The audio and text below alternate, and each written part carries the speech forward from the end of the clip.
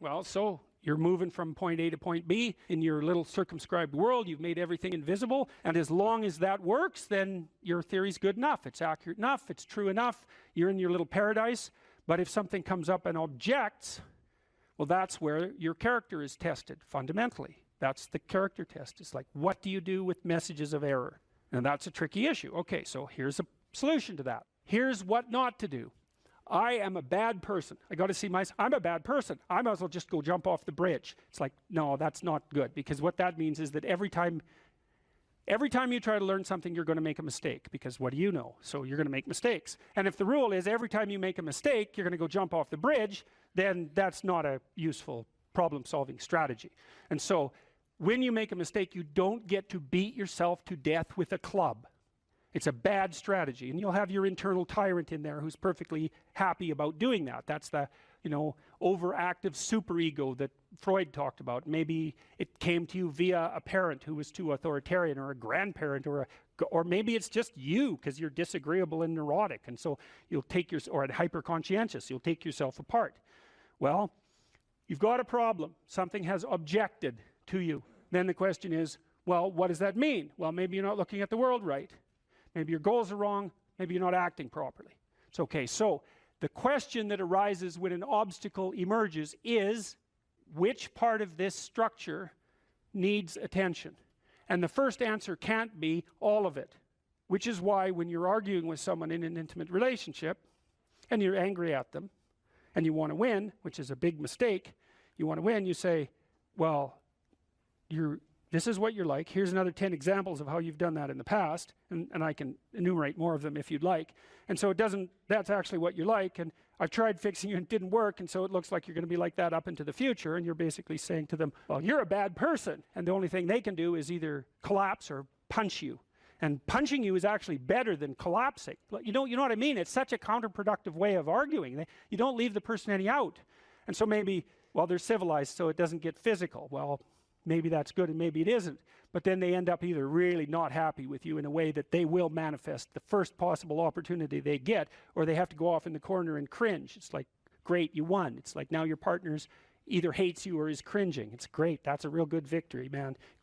Rack up about 100 victories like that and you'll be in divorce court and spending $250,000 while being miserable about it. Yeah. So anyway, so something objects to you and you think, okay, well, I need to take myself apart, right? Because there's a piece that's broken somewhere, and then you might think, well, let's assume it's a little piece to begin with. That's the right mechanism. It's like, okay, you got a C-. That doesn't prove that you're stupid.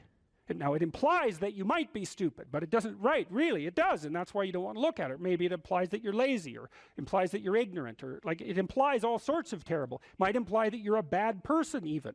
But you don't want to leap to that, and that's sort of the proclamation of innocence before guilt. Assume that you're the least amount of reprehensible and ignorant possible. And so then you look at the micro routines. It's okay, well, I got a C- in this course. Maybe I should study for that course 15 minutes more a day for the next 3 months. And then you ask yourself, do you think you could do that? No, I'm too useless. Okay, how about 15 minutes every second day? You think you could do that? You put it in your schedule, like 15 minutes every second day in the morning. And that's, well, you think, well, what's wrong with me? Well, I'm not very good at managing my study schedule. That's not quite down here at the behavioral level, but it's pretty close, because what you can take an action. You can open up your schedule and you can say, oh, I'll mark 15 minutes aside. Then you can practice doing that. It's pretty low level in the hierarchy. It means, well, you're still not a horrible person. You just got to polish up your work ethic.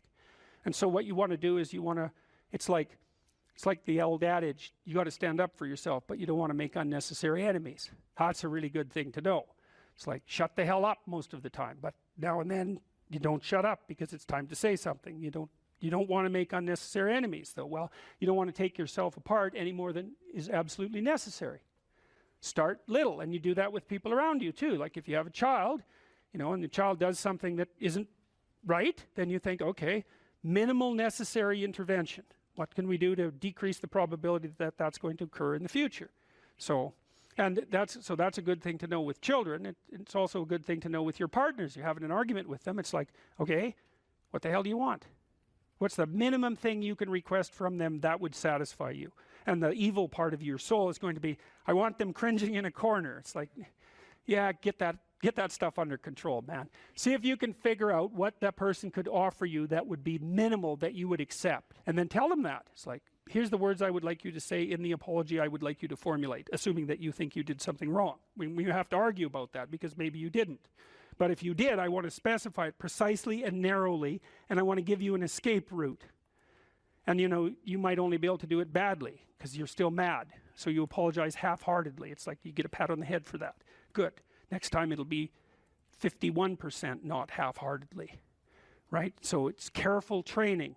It's careful training of yourself and other people with the goal in mind, but also with the least amount of harshness possible. And then the other thing to do as well, and this is also true for you, and this is something I learned from studying the behaviorists, is like watch the people around you like a hawk. Whenever they do something that you think is good, you tell them.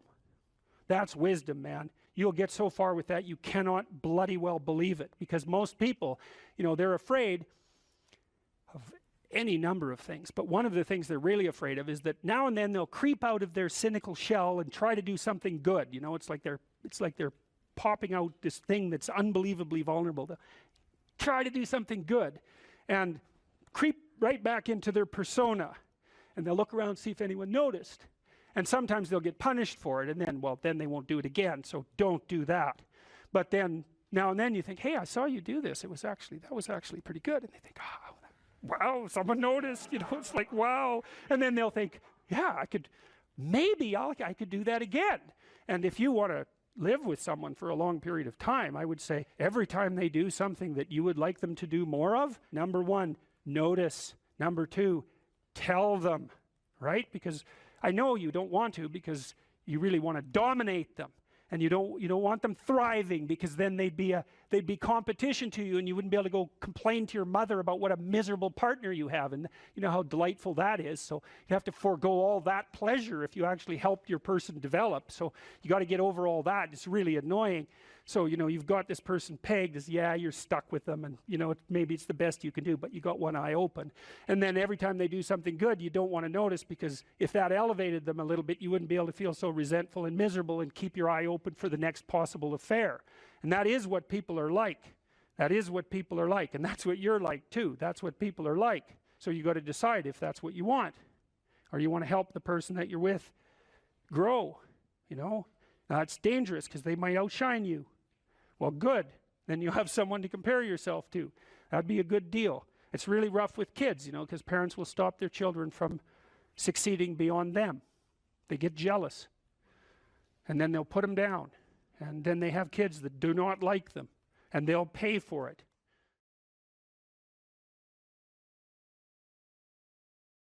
When I talked about hierarchies, now, it's very important where you are in your hierarchical position with regards to other people in relationship to your mental health. And this is a really important thing to understand, because you have an ancient counter in your brain, and that was the point of the biological comparisons, and lobsters being one set of comparisons, but not only lobsters. We know perfectly well, animal behaviorists, people who know their neuropsychopharmacology, know perfectly well that the serotonergic system operates quite similarly across most animals with complex nervous systems, and one of the things that it does is track relative status position. And in birds, wrens, which is another example I used, a lot of it is power. You know, wren's a little bird. It's quite a cute bird. It sings very nicely, and you think it's harmless, but it's not. It's a vicious little character. And I used to sit in my backyard and record wren songs on my tape recorder, and the wren that lived in our backyard would dive bomb it, you know, 4 inches away, and it was very brave of him. And he had a little nest that was up in a tree, and there were some nests that we had built, birdhouses, in the neighborhoods nearby, in the yards nearby. And he would go, like half his day spent stuffing those other birdhouses with sticks, so full that no bird could get in them. You know, it was like, this is my damn yard, which is what he was saying when he was singing so beautifully. And you better look the hell out, because if you build, I'm going to stuff your damn house with sticks, and if I see you sitting on a branch, I'm going to dive bomb you and knock you off. And that's power. And that's what wrens do, despite the fact that they're cute. And chickens do the same thing. There are pecking orders among chickens. And virtually every animal, wolf packs organize themselves into hierarchies, and chimpanzees organize themselves into hierarchies. And like, there are rat hierarchies. And hierarchical organization is the rule among animals that live somewhat socially. And even those who don't, that occupy the same geographical territory. There has to be some way of organizing access to relatively scarce resources that doesn't result in chronic combat. Because chronic combat, well, look, you're Wren A and you're Wren B, and you decide to have it out, so you peck yourselves half to death, and you're Wren C, and so you got a little bit more patience. You just wait until those two wrens beat each other to death, and then you move in. It's like it's a stupid solution. It doesn't even work for wrens, let alone people.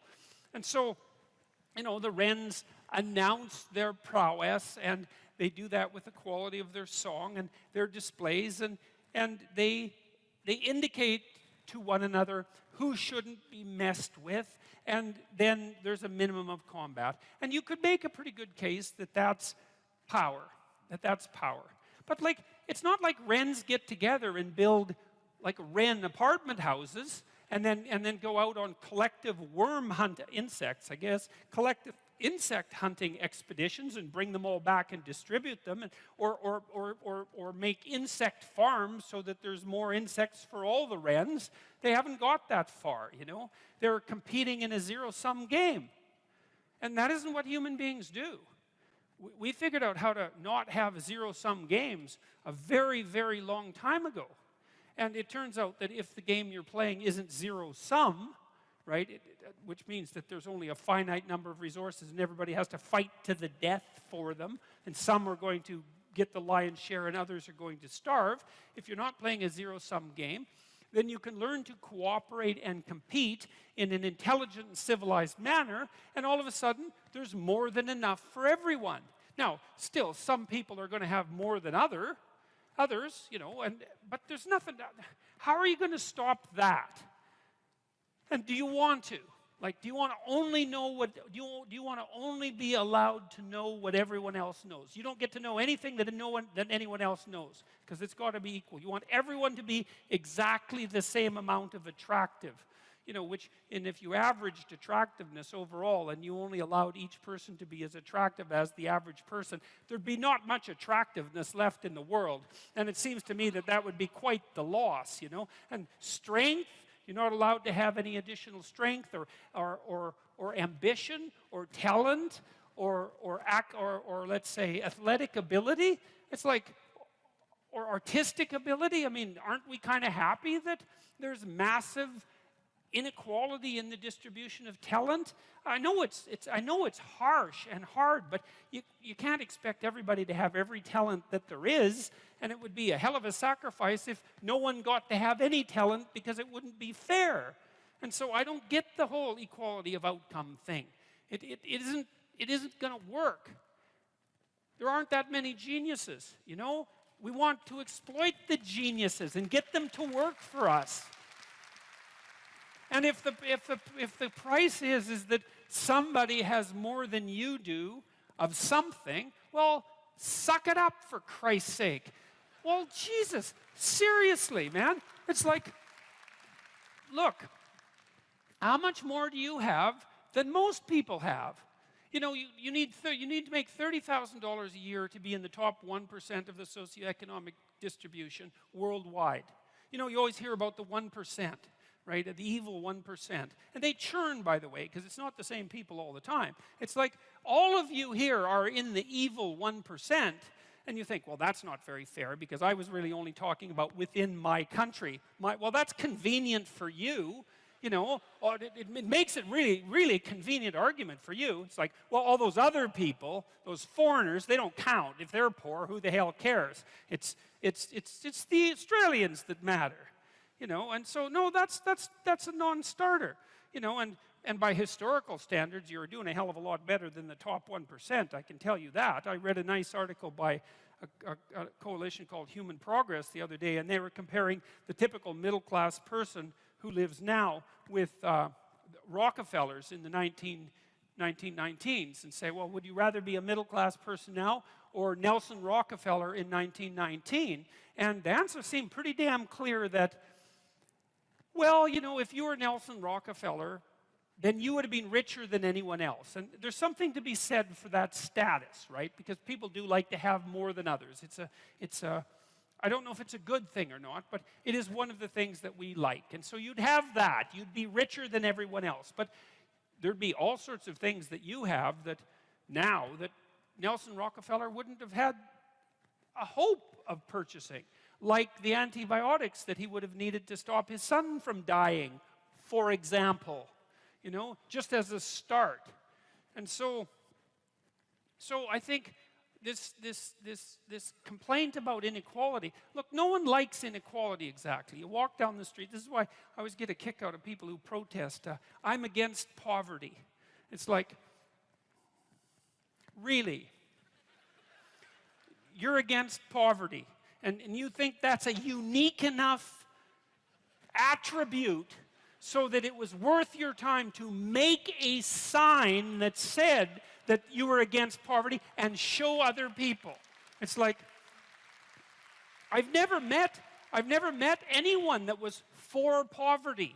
You know, you walk down the street with someone who's pretty well off, you know, and they've got 1920s spats on and a bowler, and they're feeling pretty damn rich, and a Stockster certificate sticking out of their back pocket, and, you know, there's a homeless person there, and they give them a good kick, and they say, the more poverty, the better. It's like, no.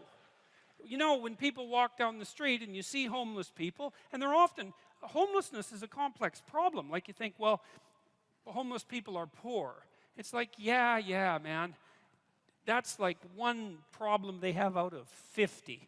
And like I've worked with poor people, you know, in my clinical practice, and poor in multiple dimensions. And many of them, you gave them money, they were just done. Especially if they were like alcoholics and cocaine addicts. As long as they were broke, they had some hope of living through the next month. But as soon as their unemployment check showed up, man, they were face down in the ditch 3 days later, right? Nothing but cocaine and alcohol with all their idiot friends for 3 days. And then they'd show up back in my practice saying, you know, God, I relapsed again. I said, well, what happened? Well, my money came in. It's like, yeah, money's really going to do you a hell of a lot of good. It'll just kill you faster than poverty. Now, not that there's anything good about poverty, but it's not like these are simple problems. You know, walk down the street and you see someone who's been an alcoholic for 20 years and maybe they're addicted to methamphetamines as well, or maybe they're schizophrenic. It's like, it isn't unequal distribution of monetary resources that is the primary cause for that problem, and it isn't going to be some sort of straightforward redistribution that's going to fix it, because it's way more complicated than that. And so, and then the whole power thing too. It's like, look, I get it. I get the left wing issue, and I really do. And I think I get it better than the damn left-wingers get it. Because, you know, most of the radical types, they follow Marx, and they say, well, one of Marx's dictums was that capital tended to accumulate in the hands of fewer and fewer people. Put yourself together. And then maybe if you put yourself together, you know how to do that. You know what's wrong with you, if you'll admit it. You know there's a few things you could, like, polish up a little bit, that you might even be able to manage in your insufficient present condition. And so you might shine yourself up a little bit, and then your eyes will be a little more open, and then you can shine yourself up a little bit more, and then maybe you could bring your family together instead of having them be the hateful, spiteful, neurotic, infighting batch that you're, like, doomed to spend Christmas with. So then you fix yourself up a little bit, and then you got to figure out, well, can you figure out how to make peace with your idiot brother? And probably not, because he's just as dumb as you, so how the hell are you going to manage that? And so then maybe you get somewhere that way, and your family's sort of functioning, and you find out, well, that kind of relieved a little bit of suffering, although it reduced the opportunities for spiteful revenge, and that's kind of a pain in the neck. And so then you get your family together a little bit, and you're a little clued in then, at least a bit, because you've done something difficult that's actually difficult. You're a little wiser, and so then maybe you could put a tentative finger out beyond the family and try to change some little thing without wrecking it. So, and that's the other message of the West. It's like, how do you overcome the suffering of life? And I'm not saying it's only the message of the West. How do you overcome the suffering of life? Is be a better person. That's how you do it. Well, that's hard. It takes responsibility. And I think, you know, if you said to someone, you want to have a meaningful life? Everything you do matters. That's the definition of a meaningful life. But everything you do matters. You're going to have to carry that with you. Or do you want to just forget about the whole meaning thing, and then you don't have any responsibility because who the hell cares? And you can wander through life doing whatever you want, gratifying impulsive desires for how useful that's going to be. And you're stuck in meaninglessness, but you don't have any responsibility. Which one do you want? Well, ask yourself, which one are you pursuing? And you'll find very rapidly that it isn't the majority of your soul that's pursuing the whole meaning thing, because, well, look what you have to do that. You have to take on the fact that life is suffering. You have to put yourself together in the face of that. Well, that's hard. Christ, it's amazing people can even do it. I'm stunned every day when I go outside, and it isn't a riot with everything burning. There's all these ruined people out there. They've got problems like you can't believe. Off they go to work and do things they don't even like, and look, the lights are on.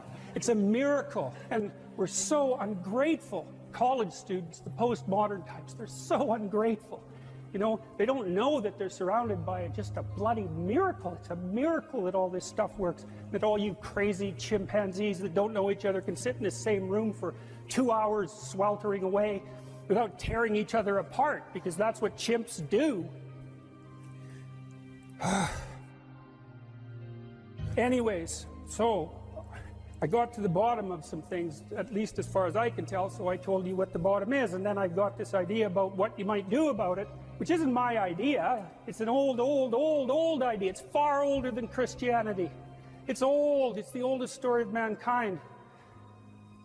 Get yourself together. Transcend your suffering. See if you can be some kind of hero. Make the suffering in the world less. Well, that's the way forward, as far as I can tell, if there is any way forward. Live without it. Assuming you want to get better, there's usually something you can figure out that would constitute a step towards some sort of concrete goal. And my presumption, it's a behavioral presumption fundamentally, is that small accruing gains that repeat are unbelievably powerful. You can tyrannize yourself into doing things, but I wouldn't recommend it. What I would recommend instead is that you ask yourself what you're willing to do. It's a really effective technique. It's like a meditative technique. So, for example, you can get up in the morning and you can think, well, you know, I'd like to have a good day today, so I'd like to go to bed tonight without feeling guilty because I, you know, didn't do some things I said I was going to do, and I'd like to have kind of an interesting day. So you've got to fulfill my responsibilities, and I want to, you know, enjoy the day. Then you can ask yourself, well, what would I have to do in order for that to happen that I would do? And the probability, if you practice this for 3 or 4 days, is your brain will just tell you. It'll say, well, you know, there's that piece of homework that you haven't done for like 3 weeks. You should knock that sucker off because it would only take you 10 minutes and you've been avoiding it and torturing yourself to death for 72 hours straight. And say, well, let's figure out what your aims are. You've got to have some aims, whatever they are. And they might say, well, I'm so depressed I don't have any aims. And then I say, well, pick the least objectionable of the aims and act it out for a while and see what happens. Because sometimes your emotional systems are so fouled up that you have to pretend. You have to act the thing out before you can start to believe it. Life can be meaningful enough to justify its suffering. I thought, God, that's such a good idea. Because it's not optimistic exactly. You know, some people will tell you, well, you can be happy. It's like, those people are idiots. I'm telling you, they're idiots. There's going to be things that come along that flatten you so hard you won't believe it. And you're not happy then. And so if life is to be happy, well, in those situations, what are you doing? Why even live? But life isn't to be happy. If you're happy, you're bloody fortunate, and you should enjoy it. You should, because it's the grace of God, so to speak. People know when they're doing something meaningful. They can tell, so why the hell don't they do meaningful things all the time? It seems obvious. You could do it. I mean, it's hard, you know, because other people want you to do other things, and it's a struggle, but everything's a struggle. Oh, I get it. I see why. It took me about 10 years to figure this out. People have a choice. Choice number one. Nothing you do means anything. Well, that's kind of a drag, right? It's the meaninglessness of life and all that, existential angst. you know, that's kind of a pain. But the upside of nothing that you do is meaningful is you don't have to do anything. You've got no responsibility. Now, you have to suffer because things are meaningless, but that's a small price to pay.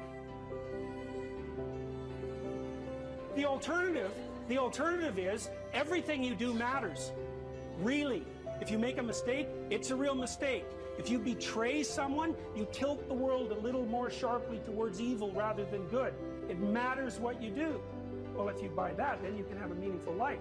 But there's no mucking around. It means responsibility. It means that the decisions you make are important. It means that when you do something wrong, it's wrong. Well, do you want that?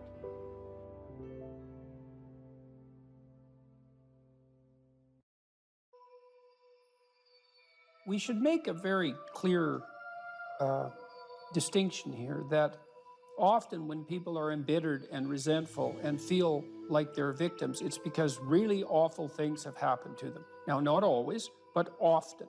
And so then the question is, well, if you're in a situation and something really awful is happened to you or has happened to you, then, well, why shouldn't you feel like a victim? And is there a better alternative? And part of what you were trying to lay out in this part of the book is what those better alternatives are. So part of looking for that hero is to find out from someone else's example. In your case, it was your mother, but these other sources that you described, of people who were in a sort of hell in an undeniable sense, but who chose in a very real way to make it as good as it could possibly be given the circumstances. And so they had to turn to sources of power, let's say, and strength and fortitude and resilience that weren't, in some sense, obviously associated with the catastrophe. I mean, in your mother's case, it's a pretty tragic situation. She's a young mother, she has young kids, now she has breast cancer, and she fights a losing battle over a period of 5 years. That's pretty bad. And then you have to ask yourself, given that that's obviously pretty bad, how is it even possible that someone could handle that with not only grace and courage, but the kind of grace and courage that leaves their children with an immovable sense of the ability to prevail in the face of the deepest adversity? I mean, that's really something. You said here, thousands have come before you and they did just fine. So quit your complaining. And it's not because you have nothing to complain about. That's not the case. It's that that's not the right approach. The fact is, and this is such an optimistic fact, as well as a judgment in some sense, the fact is that if someone else can do it, so can you. And that's something, right? If you're reading about the great heroes in history, people who are in these terrible situations, and you see someone rise to the occasion, and then you can say, well, that was a person who did that, and I'm a person, and so maybe I have that capacity too, even though I don't know how to approach it. And then some of the rest of your book, much of the rest of your book, I would say in some sense is a guide to help people figure out how they could approach that. One of the things you point out first is, well, notice who you admire. And then maybe try consciously practicing becoming like that. And you know, people are very, very, very, very tough. And it turns out that if you face things, that you can put up with a lot more than you think you can put up with, and you can do it without becoming corrupted. And she did recover quite fully, and much as a consequence of her own machinations, because she figured out what was wrong with her and then took the necessary steps to fix it, which is nothing short of a bloody miracle as far as I'm concerned. And anyways, part of the cat bit is I actually start by talking about our dog, who actually died about a year ago, but he's still alive in the book. I let people know, because dog lovers love dogs, and if you love cats, then they think you don't like dogs, and then they think they don't like you.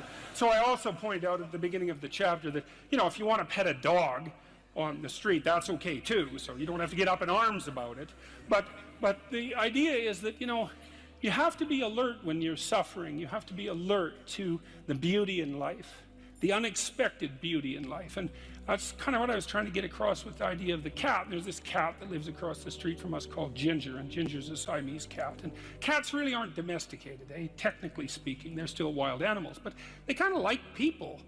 God only knows why, but they do, you know. And so Ginger will come wandering over, and our dog looks at her, but they're friends, and she rolls over on his back, and Seiko used to, nose her a bit, and then she'd kind of mosey over and let you pet her if she was feeling like it that day. And you have to look for those that little bit of sparkling crystal in the darkness when things are bad. You have to look and see where things are still beautiful and where there's still something that's sustaining. And you narrow your time frame and you be grateful for what you have, and that can get you through some very dark times, and maybe even successfully if you're lucky. But even if unsuccessfully, then maybe it's only tragic and not absolute hell. And you can do that, in the worst situation. You can make it only tragic and not hell. And there's a big gap between tragedy and hell.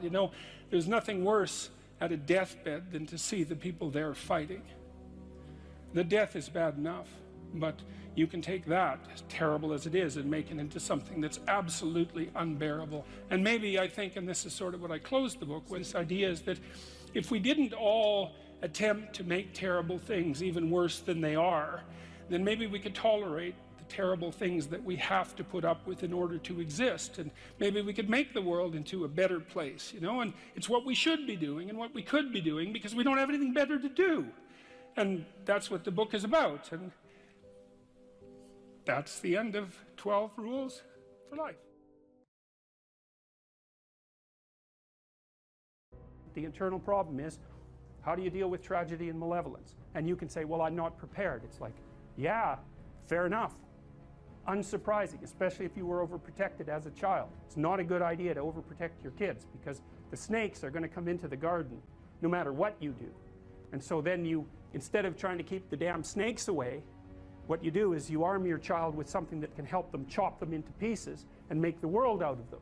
So that the trick for human thriving in the face of suffering and malevolence is strength, not protection. It's a completely different idea. We also know this clinically. We know, for example, that if you treat people with exposure therapy for agoraphobia, which is, roughly speaking, the fear of chaos, I would say, the fear of everything, you don't make them less afraid. You make them braver. It's not the same thing. Because with an agoraphobic, see, what happens to them is the fall. They never conceptualize death and suffering. They're naive, right? It never enters the theater of their imagination, and it's because they're protected from it. But then something happens. This often happens to women in their 40s, because they're the people most likely to develop agoraphobia. Something happens. They've been protected from chaos by authority their entire life. So maybe they had an overprotective father, and then they went to an overprotective boyfriend, and then they went to an overprotective husband. And maybe they were willing to be subjugated to all three of those because of the protection, right? So that's the bargain. They stay weak and dependent, and maybe they have to, because that's the only way they can appeal to the person who's hyperprotective. But the price they pay for that is that they're not sufficiently competent. And then something happens in their life, often in their 40s. They develop heart palpitations, maybe as a consequence of menopause. Their heart starts to beat erratically, and they think, oh no, death. It's like, well, who are you going to talk to about that? Right? There's no protection from authority for that. Or maybe their friend gets divorced, or maybe their sister dies, or something like that. It brings up the specter of mortality, and maybe the specter of malevolence and mortality, and it brings it up in a way that authority, recourse to authority, cannot solve. And so then they have panic attacks. What happens? They go out, they get afraid, they feel their heart beating, then they get afraid of their heart beating because they think, oh no, I'm going to die, and they think, oh no, I'm going to die, and I'm going to make a fool of myself while I'm doing it and attract a lot of attention. So the two big fears come up: mortality and social judgment. And then they have a panic attack. It's like fight or flight's gone out of control. Very, very unpleasant. Then they start to avoid the places they've had a panic attack. Then they end up not being able to go anywhere. So then Tiamat has come back, right? A huge monster, a little victim. And so what do you do with them? Well, there's no saying, no, there's no Tiamat. That's done, right? Their naivety is over. They've had a direct contact with the threat of mortality and social judgment. They've met the terrible mother, and they've met the terrible father, and there's no going back. There's no saying, oh, the world is safe. It's not safe. Not at all. It's not safe. The fact that you think it's safe means that you were living in an unconscious bubble that was sort of provided to you by your culture. It's a gift. And now that's been shattered. And so now what do? Well, the answer is you retreat until you're in your house and there's nowhere you can go. You're the ultimate frozen rabbit, right? And your life is hell because you can't function. The alternative is, let's take apart the things you're afraid of. Let's expose you to them, carefully and programmatically. And then you'll learn that you're actually tougher than you think. You never knew that. And maybe you didn't want to take on the responsibility because, people play a role in their own demise, so to speak. When you had opportunity to go out and explore or withdraw because you were afraid, you chose to withdraw because you were afraid. So it's not only that you were overprotected often, it's that you were willing to take advantage of the fact that you were overprotected and run back there whenever you had the opportunity. So maybe you're a kid in the playground, right, and you're having some trouble with other kids, and in the back of your mind, I should deal with this myself, but you go and tell your mom and get her to intervene. And you know that that's not right. You know that you're breaking the social contract, but it's easier, and so that's what you do. You run off to an authority figure and hide behind the Great Father, roughly speaking. Well, the problem with that is you don't learn how to do it yourself. So then you have to relearn it painfully when you're 40. So then you take people out, you say, well, what are you afraid of? Rank it from 1 to 10. So 10 is, we'll make a list of 10 things you're afraid of. The thing you're least afraid of we'll call number 10. So we'll start with that. Okay, well, I'm afraid of elevators. Okay, well, let's look at a picture of an elevator. Let's have you imagine being in an elevator. Let's go out to an elevator and let you watch the terrible jaws of death open, because that's how you're responding to it symbolically, right? And you're going to do that at the closest proximity you can manage. You find out, you go do that, it works. You're nervous as hell, especially from an anticipatory perspective. Shaking. You go out, you stop, you watch it happen, and you actually calm down. You do that 10 times and it no longer bothers you. Well, what you've learned that you didn't die, but more importantly than that, you've learned that you could withstand the threat of death. That's what you've learned. And then you move a little closer, and then you move a little closer, and then you move a little closer, and finally you're back in what's no longer the elevator from a symbolic perspective. It's a tomb, right? It's a place of enclosure and isolation. And you learn, turns out I can withstand that. And then you're much more together, much more confident. And that's often one of the things that often happens in situations like that. I've seen this multiple times, is that if you run someone through an exposure training process like that and toughen them up, they'll often start standing up to people around them in a way they never did before, because they wouldn't stand up for themselves before because they weren't willing to undermine the protection. See, if you're protecting me, I can't bother you because I can't afford to forsake your protection. So if I'm going to play that game, I'm going to hide behind you, then I can't challenge you. So that's no good, because that's sometimes why people, you see this with guys very frequently, they're still deathly afraid of their father's judgment when they're in their 30s or 40s. It's like, well, why? No, because they still want to believe that there's someone out there that knows. And so they're willing to accept the subjugation because it doesn't force them to challenge the idea that there's someone out there that knows. Because that's the advantage of having your father as a judge, right? Because he knows. Well, what if he doesn't? What if no one knows any better than you? Well, that's a rough thing. You don't, until you realize that, you're not an adult, right? That's really technically the point of realization of adulthood, is that no one actually knows what you should do more than you do. I mean, it's a horrible realization, because what the hell do you know? It's a terrible realization, and people will often pick slavery, permanent slavery, to the spirit of the Great Father, let's say, over that realization, and it's completely understandable. But the problem with it is that there's more to you than you think, and so if you continue to hide behind that figure, then you never have a chance to understand that there's more to you than you think, far more to you than you think. Maybe there's enough to you so that you can actually withstand the threat of mortality without collapsing. Maybe even withstand the threat of malevolence without collapsing. Who knows? It's certainly possible. And it's not an abstract question. It's exactly the sort of question that you address in the psychotherapeutic process. It's always the question that you address. And the answer is often in the affirmative, because people can get unbelievably tough. And you know that because people work in emergency wards in hospitals, right? Or they work in in palliative care wards, or they work as mortuary assistants. I mean, these people have bloody rough jobs, you know, or they're on the front line of police investigation into, you know, heinous child abuse crimes, and so they're confronting malevolence on a regular basis. And, you know, those are very stressful jobs, but people do them. And some people do them without even being damaged by them, although that's a harder thing because you can see horrible things, you know, things you'll never forget. There's this idea that philosophers have developed in the last 50 years called performative contradiction. It's like a lie. Normally you think of a lie as you lie when you say something that you know not to be true. And there's different forms of lies. There's sins of commission, lies of commission, where you literally say something and you know it not to be true. And then there are lies of omission, where you have something to say and you don't. And classically, people have regarded sins of commission more seriously than sins of omission. But sins of omission, they're not nothing. And, you know, I've read studies that purport to demonstrate that if you ask people when they're older, you know, what they regret most in their life, it isn't the mistakes they've made, it's the opportunities that presented themselves to them that they never took, right? That's a sin of omission. I think it's an open question. You know, maybe your life would be long enough, even though it's short, maybe your life would be long enough if you took advantage of everything that came your way. Maybe you'd exhaust yourself in the pursuit of that opportunity so that you could be content with the finitude of your mortal existence. If you didn't avoid and hide things in the fog, let's say, that's rule number 3. Do not hide unwanted things in the fog. Your own future, all that opportunity. Do not do what you hate.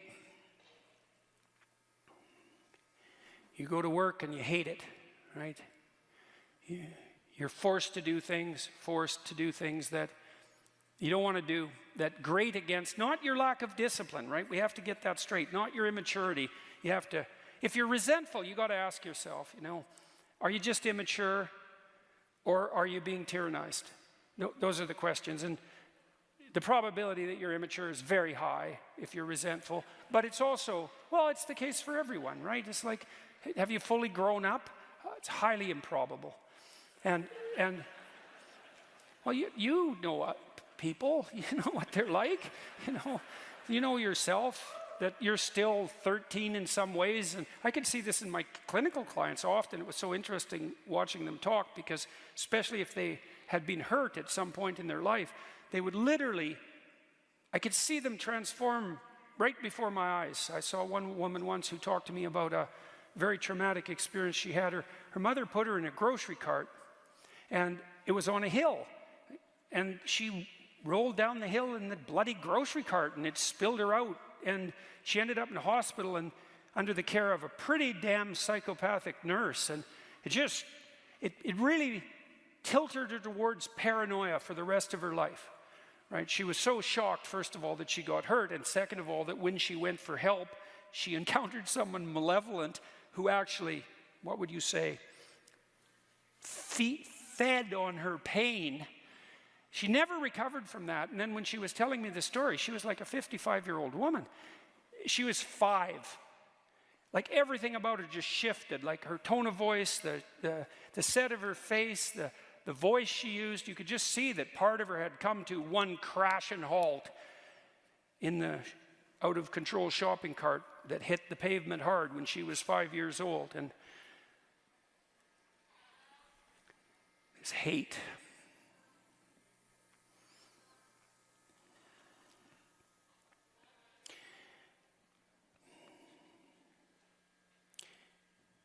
There's this idea in the New Testament, it's a very tricky idea. There's one unforgivable sin. People have argued forever about what that is.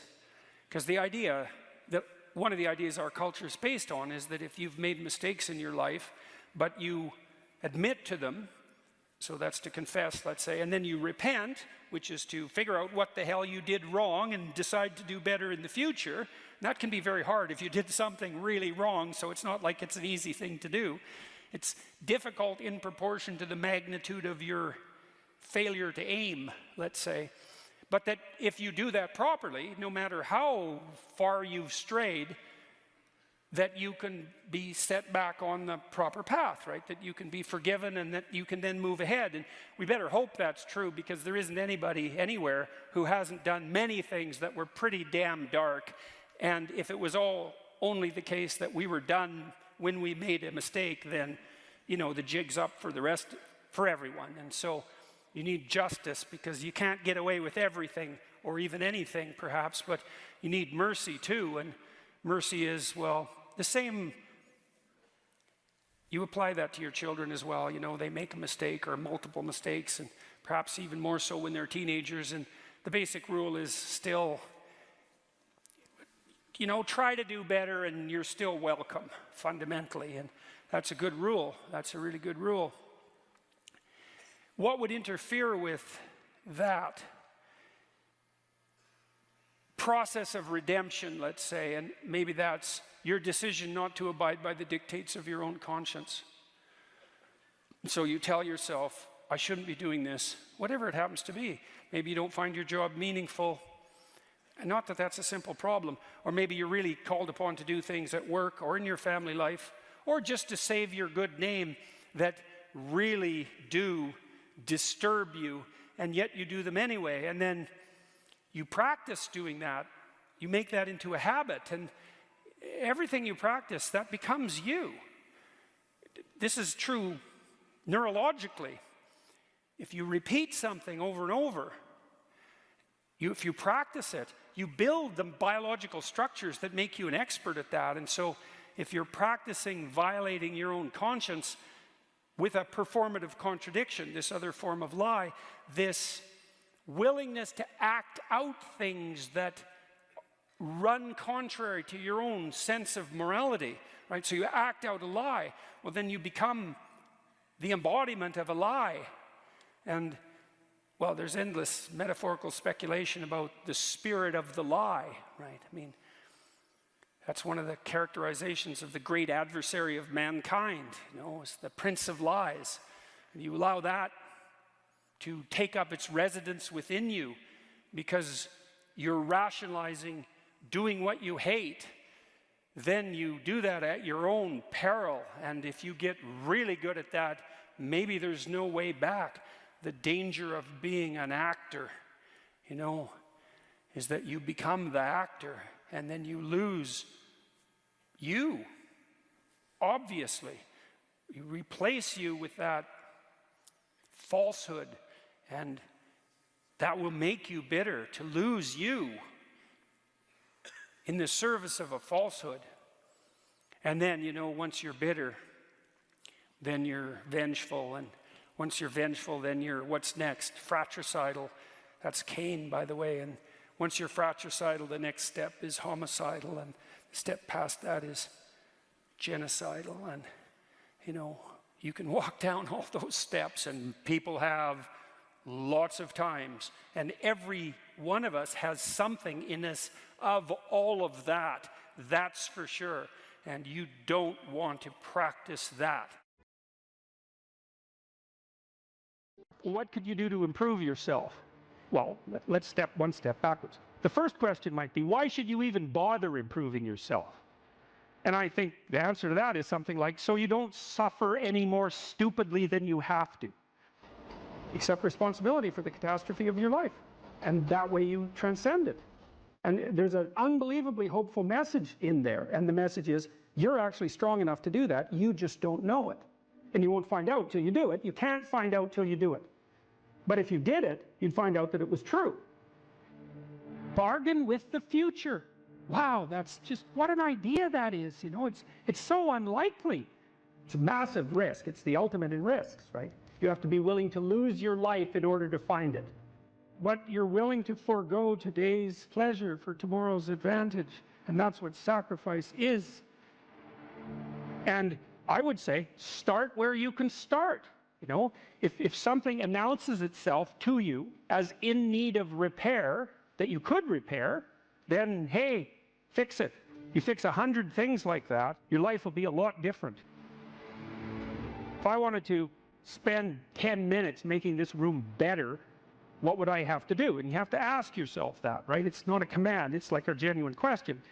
And things will pop out in the room that you know, like there's a stack of papers over there that's kind of bugging you, and you know that maybe a little order there would be a good thing. There's some rubbish behind your computer monitor that you haven't attended to for like 6 months, and the room would be slightly better if it was a little less dusty and the cables weren't all tangled up the same way. And if you allow yourself just to consider the expanse in which you exist at that moment, there'll be all sorts of things that'll pop out in it that you could just fix.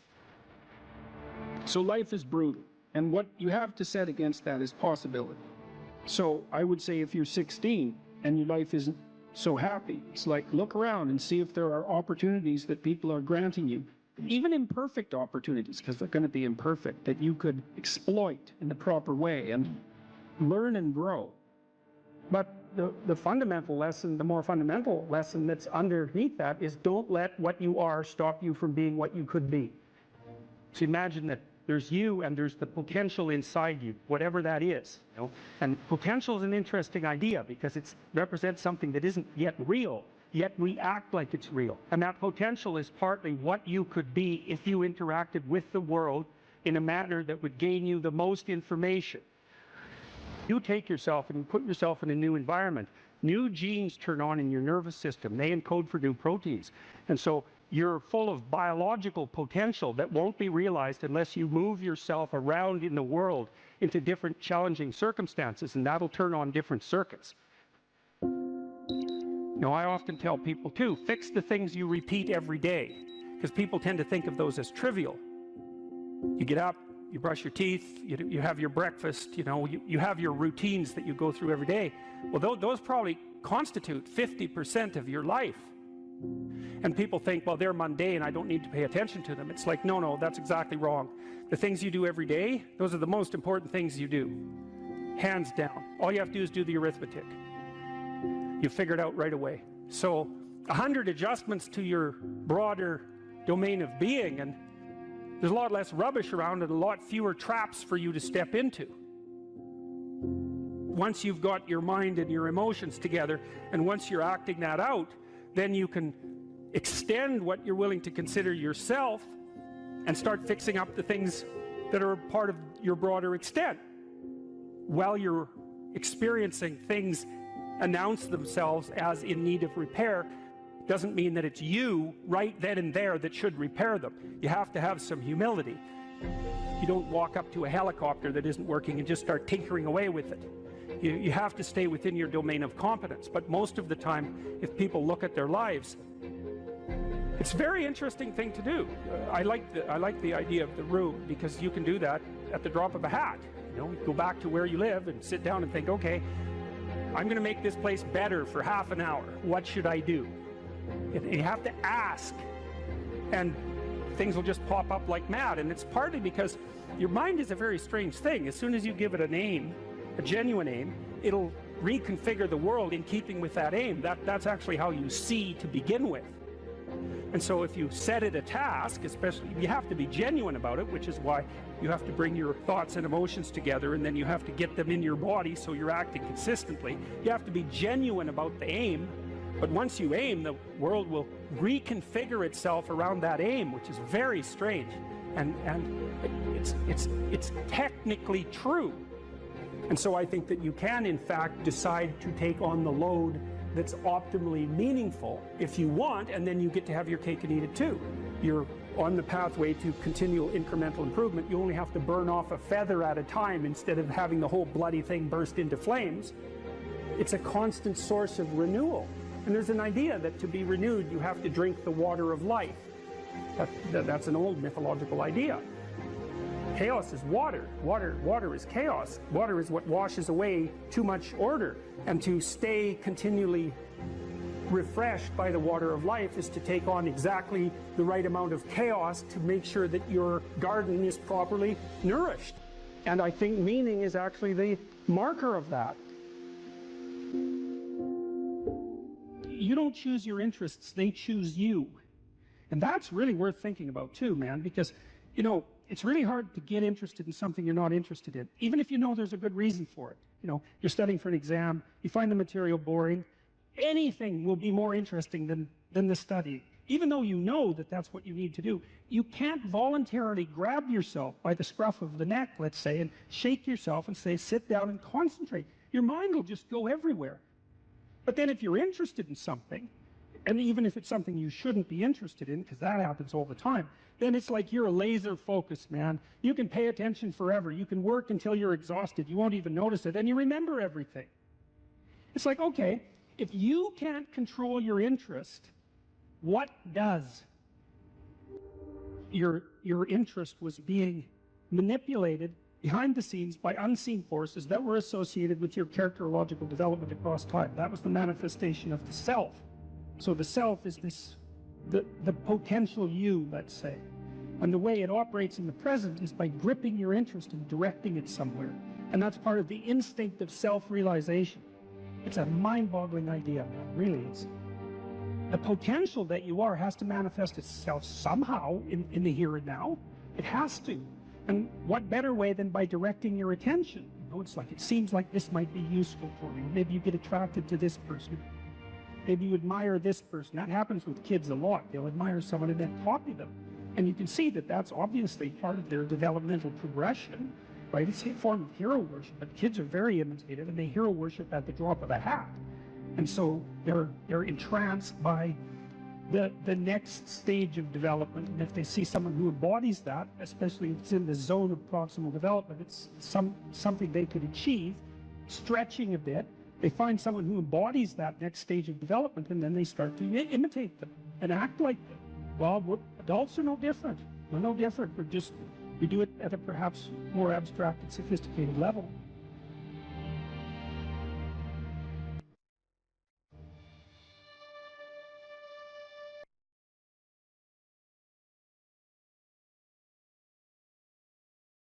What I learned to do, I think, was to stop saying things that made me weak. I mean, I'm still trying to do that because I'm always feeling when I talk whether or not the words that I'm saying are either making me align or making me come apart. I think alignment is the right way of conceptualizing it, because I think if you say things that are as true as you can say them, let's say, then they come out of the depths inside of you.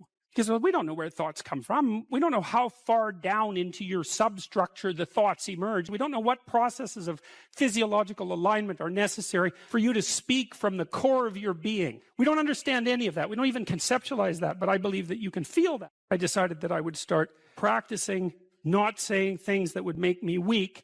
And what happened was that I had to stop saying almost everything that I was saying. I would say 95% of it. It's a hell of a shock to wake up and realize that, you know, and you might think, well, do you really want all of that to burn off? It's like, well, there's nothing left but a little husk, 5% of you. It's like, well, if that 5% is solid, then maybe that's exactly what you want to have happen.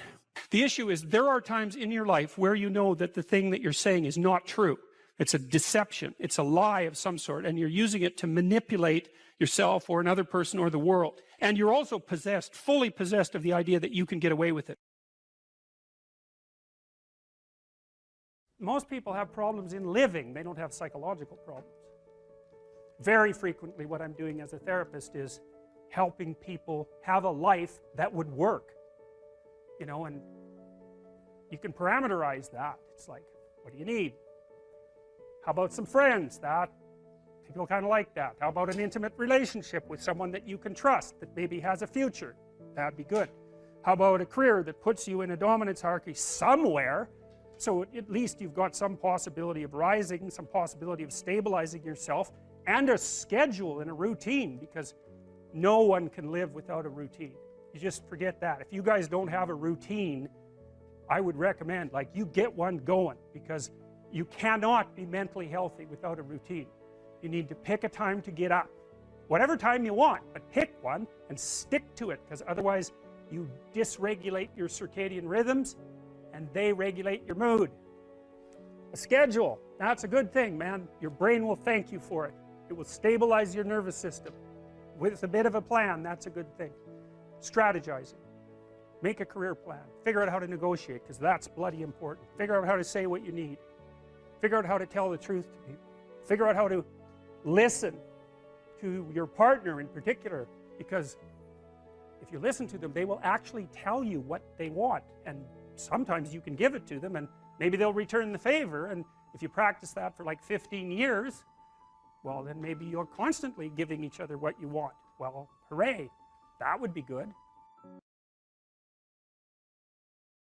So then I learned about Piaget, and Piaget had some very interesting ideas, and I think I've told you already what Piaget was up to. He wasn't a developmental psychologist. He didn't even regard himself as a psychologist. He wanted to reconcile science and religion. That's what he was doing through his entire bloody life, because it drove him crazy when he was an adolescent. And he didn't think that he would be able to survive unless he could bring those two things together. So he's working on the same problem. And so one of the things that Piaget, who was very prone to observation, he was an ethologist of human beings. That's a good way of thinking about it. An ethologist is a scientist who studies animals by watching their behavior rather than studying them under laboratory conditions. And he got very interested in the spontaneous emergence of morality in the play of children. And it was so smart, that idea that, you know, when kids come together and unify themselves towards a particular goal, so in play, that a morality emerges out of that. And that morality, and I've mentioned this before, there's a morality in game 1, there's a morality in game 2, there's a morality in game 3. What's common across all those moralities is a meta-morality.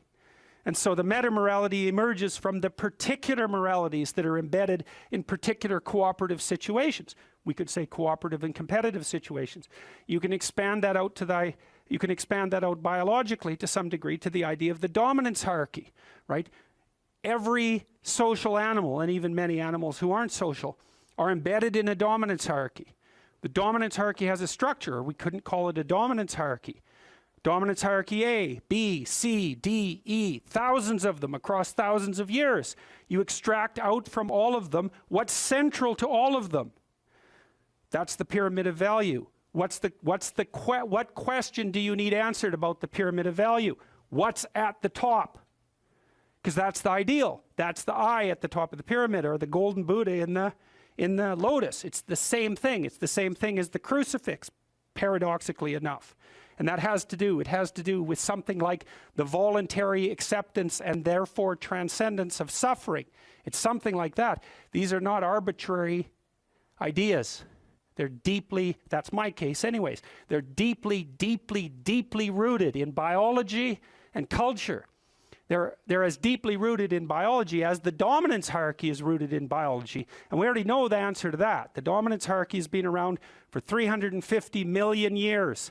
It's a long time. You don't get to just brush that off and say, well, morality is some sort of second-order cognitive problem. It's like, no, it's not. I mean, I can tell you something about its instantiation in your nervous system. You have a counter at the bottom of your brain that keeps track of where you are in terms of your status, and it bloody well regulates the sensitivity of your emotions.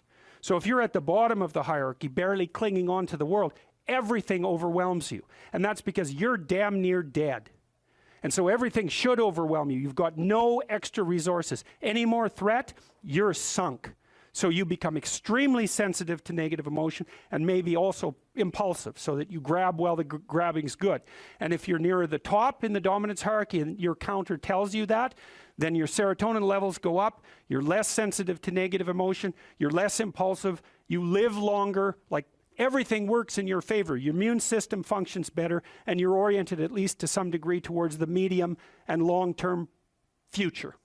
And you can afford that because all hell isn't breaking loose around you all the time. And so then the question is there a way of being that increases the probability that you're going to move up dominance hierarchies? Well, that doesn't seem to be a particularly provocative proposition, unless you think that it's completely arbitrary and random, and that you can think that if you want, but I don't think there's any evidence for that whatsoever. I mean, we certainly have, even for sexual selection, we impose criteria. They're not random and arbitrary. So, okay, so back to Jung. So what was Jung trying to do? Well, He was trying to see. See, Jung believed that once we had stopped populating the cosmos with gods, that they went inside.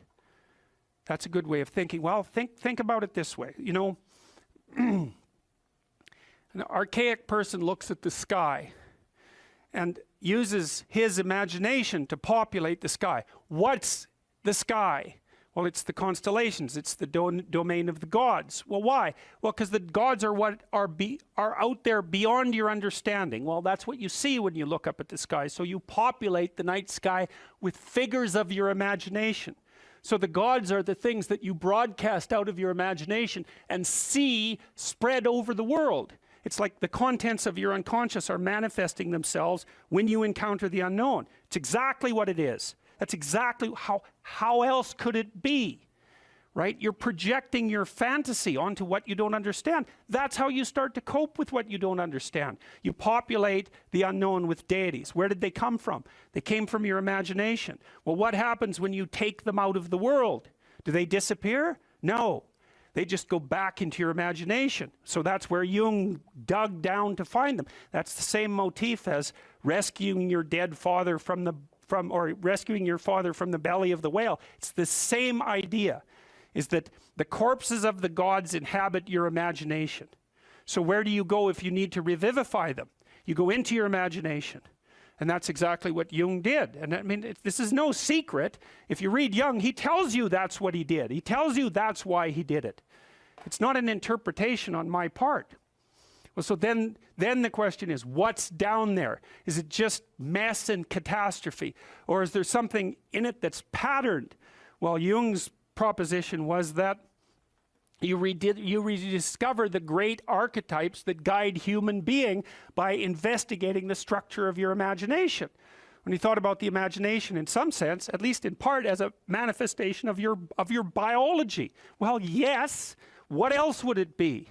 You know, and I told you that story about my nephew, I believe, right? About him running around as a knight and then going off to have a combat with the dwarves and the dragons. It's like, well, where did that come from?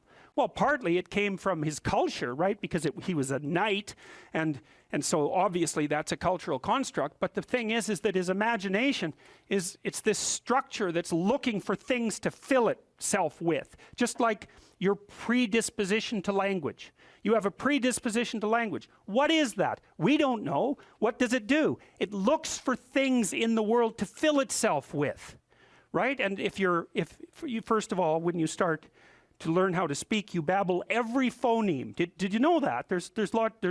If I was learning to speak an Asian language, there would be phonemes I couldn't pronounce, and vice versa. An infant, all of them, they babble all the phonemes, and then as they start to learn the language, they lose the ability to say a bunch of them and only retain the ones that are relevant to that language. So a baby babbles all possible languages, that's a way of thinking about it, and then loses the ability. So that's you can see there. So you could say, well, you manifest the potential to be possessed by the set of all possible archetypes. It's built into your biology. And then as you're enculturated in your own culture, the set of archetypes that manifest themselves in that culture are the ones that you pull in for your own use. So my nephew's running around like a knight. Well, you know, if he would have been born in the middle of the Amazon, he would have been running around with a bow and, you know, a poisoned arrow and a bow. It's the same thing. It's the same idea. It's just trapped out in different cultural dress. And his little imagination was trying to solve the problem. How do you deal with the unknown? Well, what's the unknown? It's these little devils that keep jumping up on you and biting you, and they come out without end. So just killing them, it's like cutting the head off the Hydra, right? 7 more grow. Well, what the hell good is it to solve one problem when there's just a bunch more problems that are going to come after you? And that's everyone's question. That's the ultimate question of nihilism, right? Why bother solving a problem if all that's going to happen is that 20 more problems are going to come your way? Why not just give up and die? Well, right, it's a good question. It's a good question, right? Is the suffering so intense that the whole game should just be brought to an end? That's another fundamental question of existence. And people who've become truly malevolent answer that question in the affirmative. They say, it's too much, we should destroy it. Now, I wouldn't say they're precisely doing it only for humanitarian reasons, but you have to understand and appreciate the logic. It's not irrational. That's the other thing. It's not irrational to work for the destruction of being. It's not irrational. In fact, it might be the most rational thing you could come up with. Depends on your initial set of presuppositions. So, Jung, down into the belly of the beast, so to speak, to see what lurks in the imagination. He sees the birthplace of archetypal ideas. Well, what are archetypal ideas? They're patterns of, you could think about them as representations of patterns of adaptive behavior. And so then you might ask, well, where did they come from? Well, that's part of what I've been trying to teach you about. They evolved, as far as I can tell, right? They evolved collectively, is that our society, and this is the dominance hierarchy idea. Dominance hierarchies set themselves up as a matter of course. They're the standard way that animals organize themselves in a territory. Well, okay, human beings are watching those dominance hierarchies since we became self-aware, thinking, what the hell are we up to? What the hell are we up to? And there's a question that lurks in there. What constitutes acceptable power? What constitutes acceptable sovereignty? Who should lead? Who should rule? What should be at the top? Well, we talked about that. The Mesopotamians figured that out. Speech and vision, that's Marduk. Speech, vision, and the willingness to confront the terrible unknown. That's what should rule. Well, what? Is that an arbitrary idea, or is that a great idea? How could it be any other way? Well, that's what human beings are like. And I don't think that you can read the Mesopotamian story and understand the reference, which isn't an easy thing to do, and fail to draw that conclusion. Marduk has eyes all the way around his head. He speaks magic words. He goes off to fight Tiamat, the dragon of chaos. Well, what's that? That's the reptilian predator that lurks in the unknown. Well, is any of that, is there anything about any of that that stands in opposition to what you would presume if you were just analyzing our situation from a purely biological perspective? We're prey animals, we're predators. We've been threatened by reptiles forever. Why wouldn't we use the predator that lurks in the dark forest or the water as a representative of the unknown? Why wouldn't we harness that circuitry? We already have it at hand, and even more to the point, how could we do anything else? It makes perfect sense. Well, so then you might say, well, what would you want to be king? You could say king of the world or king of your own soul. What do you want to subordinate yourself to? How about your heroic willingness to encounter the unknown and articulate it and share that with people? There's no nobler vision than that. And I don't see that it's merely arbitrary. And it's not merely arbitrary too, because if you do that, to the degree that you do that, assuming your society isn't entirely corrupt, you will be successful. It will actually aid you practically. You'll rise up above men. You'll be selected by women. You'll be admirable. You'll be valued. And you know that because if you look at the people that you admire and value, again, unless you've taken a detour into dark places and are possessed with admiration for people who are working for malevolent purposes and for destruction, you just have to watch the people that you admire and try to figure out what's common across them and draw your own conclusions. And you can ask yourself too, when you're torturing yourself with your conscience because you're not doing what you should be and you know it, what is it that you're torturing yourself in relationship to? You have a vision of your own ideal and you torment yourself if you're not matching it. What's the ideal? Well, you don't know, right? It's kind of incoherent and poorly articulated, but that doesn't mean it isn't trying to manifest itself and make itself known to you. It's really the purpose of religious education, is to make that ideal articulated. Agreeableness is a very difficult personality dimension to understand, I think, partly because it's difficult to dissociate from neuroticism and as well from extroversion. Because agreeable people like you, and so that kind of sounds like extroversion, and disagreeable people sound like they're hard to get along with, and they sort of are, but people who are high in neuroticism are hard to get along with too, and they tend to be volatile and irritable. And so most of the time if you're engaged in a contentious issue with someone and emotions flare, it usually has more to do with trait neuroticism than with disagreeableness per se. So what I'm going to do is try to describe to you what the agreeable trait is on both of its dimensions, and also to lay out the pros and cons of existence on that normal distribution, trait normal distribution, at more or less every point. Because I think, the way I look at it anyways, is that of all the traits, agreeableness is the one that seems to come with the most marked positive and negative aspects, features, let's say, so we don't confuse it with aspects, the most positive and negative features at each point on the distribution. It's a very complex, seems to be a very, very complex dimension. So I'll read you some of the questions from the Big 5 aspect scale, and that'll give you kind of a initial rule of thumb estimate about whether or not you're agreeable or disagreeable. And so here are some of the questions. Imagine that you're answering these for yourself on a scale from 1 to 5, strongly disagree to strongly agree. So the first question is, am not interested in other people's problems.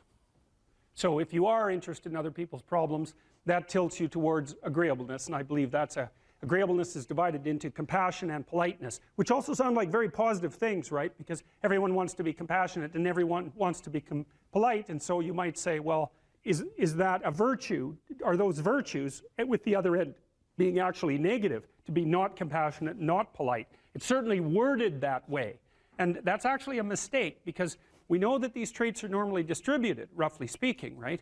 And that means that there has to be positive and negative features at every single position on the distribution. And so to make the presupposition, for example, that being extroverted is being better than being introverted, or that being emotionally stable is necessarily better than being neurotic, is to make a confusion of moral obligation with trait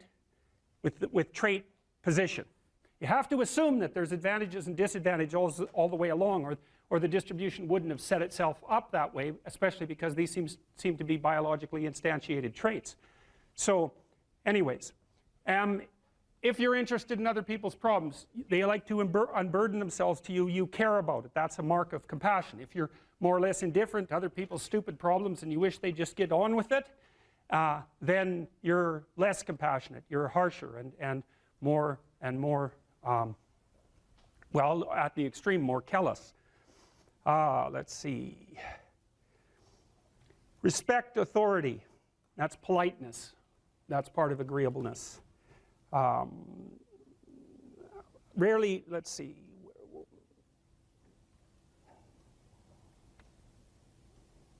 Feel others' emotions. Compassion. Inquire about others' well-being. Compassion.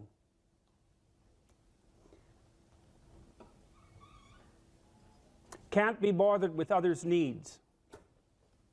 Take advantage of others. That's disagreeable, obviously. Sympathize with others' feelings. Avoid imposing my will on others. Wait for others to lead the way. Okay, I think all of those were associated with trait agreeableness or disagreeableness. So let's think about this for a minute. So I'm going to tell you how I conceptualize agreeableness. The first thing you want to know is that women are more agreeable than men, about half a standard deviation. And that's approximately enough so that if you took a random male and a random female out of the population and you tried to guess who was more agreeable and you guessed the female, you'd be right about 60% of the time.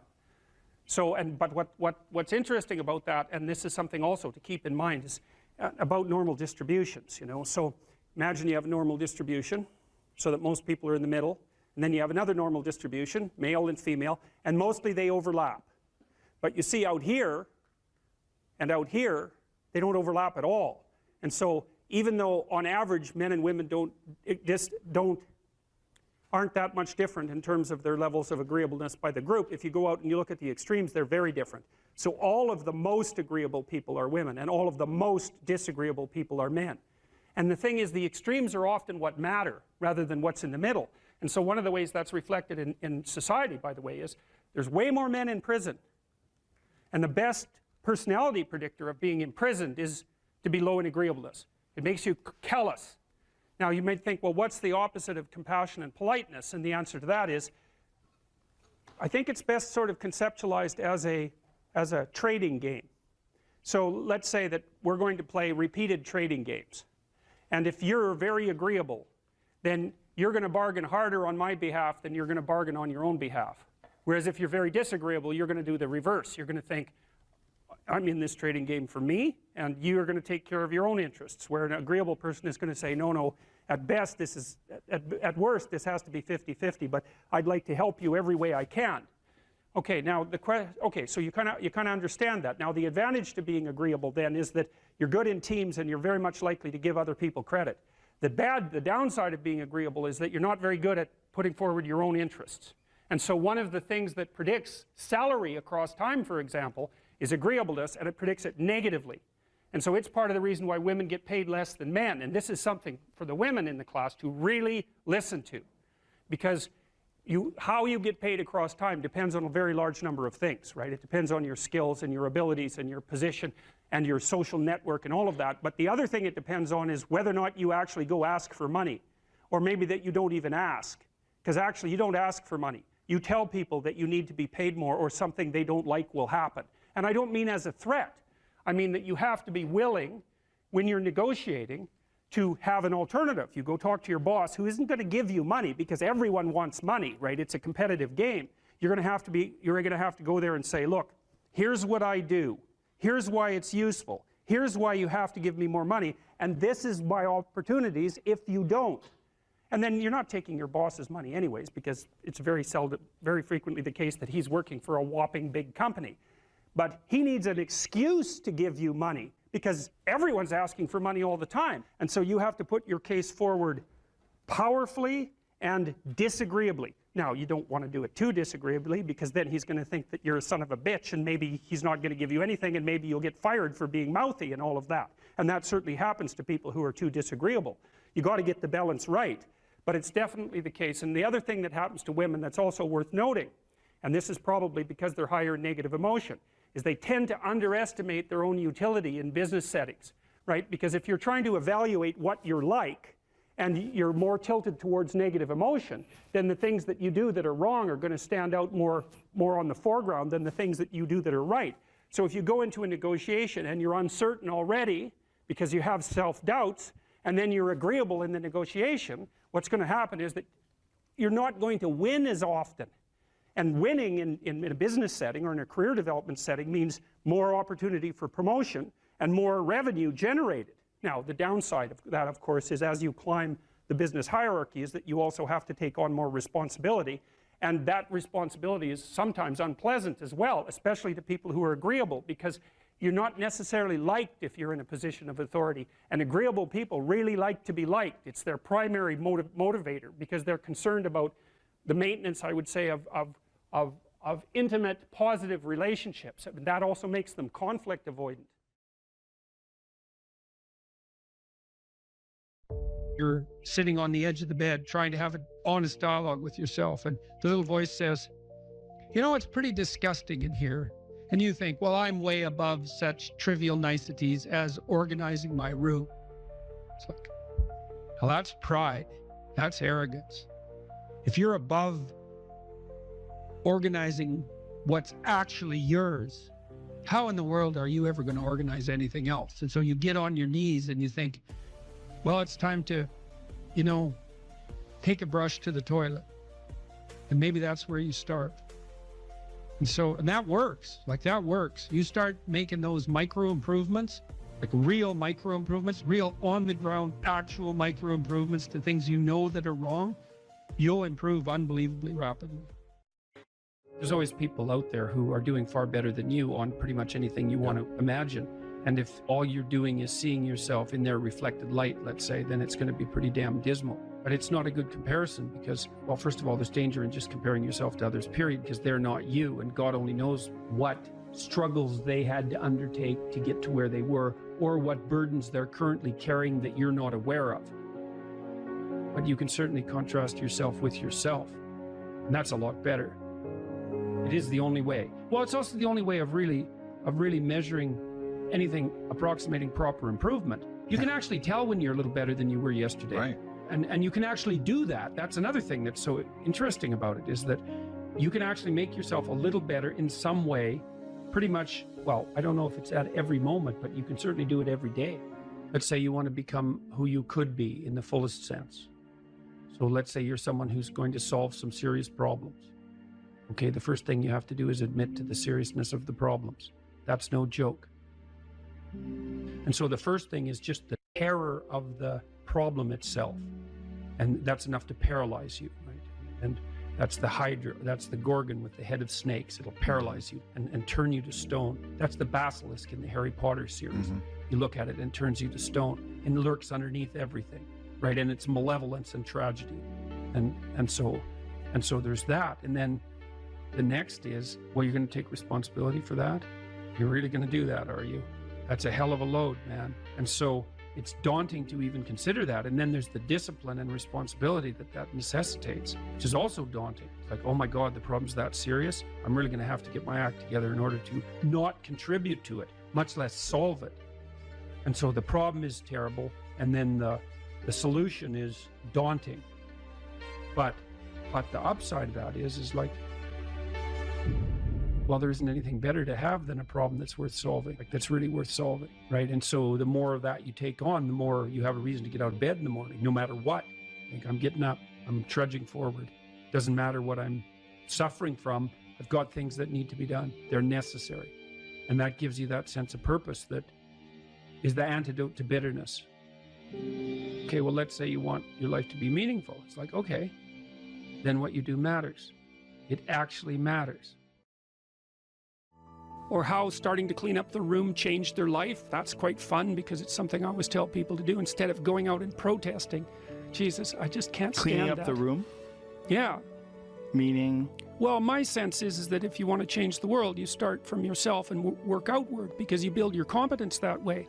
It's like, I don't know how you can go out and protest the structure of the entire economic system if you can't keep your room organized. Well, I made a video call, which was called Message to Millennials, where it was called How to Change the World Properly. A bit of it on the pretentious side, I suppose, but I was trying to produce something that was a counterposition to this idea that what you should do is go out and fix up other people. You know, that's just not right. There's a New Testament line about that, something about, you know, not worrying too much about the log in your neighbor's eye or about the speck in your neighbor's eye when you have a log in your eye. What would the world be like if people stopped avoiding the things they knew they should do? You know, because the question is, how much are we contributing to the fact that life is an existential catastrophe and a tragedy? How much is our own corruption contributing to that? That's a really worthwhile question. Things you leave undone because you're angry, you're resentful, you're lazy, you have inertia. Well, you consult your conscience and it says, well, you know, that place over there could use a little work. It's the same as working on yourself, and so you clean that up because you can. And then things are a little clearer around you. And you're a little better off because you've practiced a bit, and so you're a little stronger, and then something else manifests itself and says, well, maybe you could like take a crack at fixing me up too. So you decide to do that, and then that gets a little bit more pristine, you know, and soon, and it's humble because you're not exceeding your domain of competence. You know, it's like, don't be fixing up the economy, 18-year-olds. You don't know anything about the economy. It's a massive, complex machine beyond anyone's understanding, and you mess with it at your peril. So, and can you even clean up your own room? No. Well, you should think about that. You should think about that. You only have to ask a stupid question once. You ask a stupid question, and if you're in a crowd and you ask a stupid question, 80% of the people in the crowd have the same question. They're just too cowardly to ask. But you ask and then someone actually tells you, you never have to ask that question again. You're no longer stupid. What stupid thing am I doing that I could quit doing? That I would quit doing? Because those aren't the same thing, right? Because you know there's stupid things that you're doing that you're just not going to quit doing because you like them. But there might be something on the edge there where you could stop that. If you want to know something about yourself, sit on your bed one night and say to yourself, you got to mean this, like you got to be desperate. This is no game, this. My life is not everything I want it to be, and perhaps it's not everything that I need it to be. And by need, I mean my life is so unbearable that the suffering that's attendant upon that is make me nihilistic, cynical, bitter, resentful, driving the proclivity to see evil everywhere except within my own heart. Like, these are problems, man. And You ask yourself, you sit on the bed and say, okay, man, I'm ready to learn something.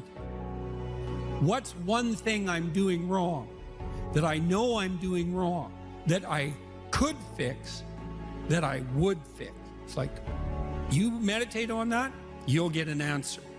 And it won't be one you want, but it'll be the necessary one. You know, and it's often something that will point you to small things. Like, that works. You start making those micro improvements, like real micro improvements, real on the ground, actual micro improvements to things you know that are wrong, you'll improve unbelievably rapidly. There's never been a better time for the majority of people to be alive. And the future, although we're vulnerable and terrible things can always happen to us, it's hard to make a case that the future doesn't look comparatively positive. We're becoming extremely technologically sophisticated, and the world is changing at an incredibly rapid rate, and the only way we're going to be able to manage that in a positive way is if each of us, or as many of us as possible, are capable of making wise and careful and truthful decisions. And if we do that, then maybe things can continue to improve. You don't get people to stand up on their own 2 feet and to adopt responsibility if everything is given to them. And that's a real conundrum.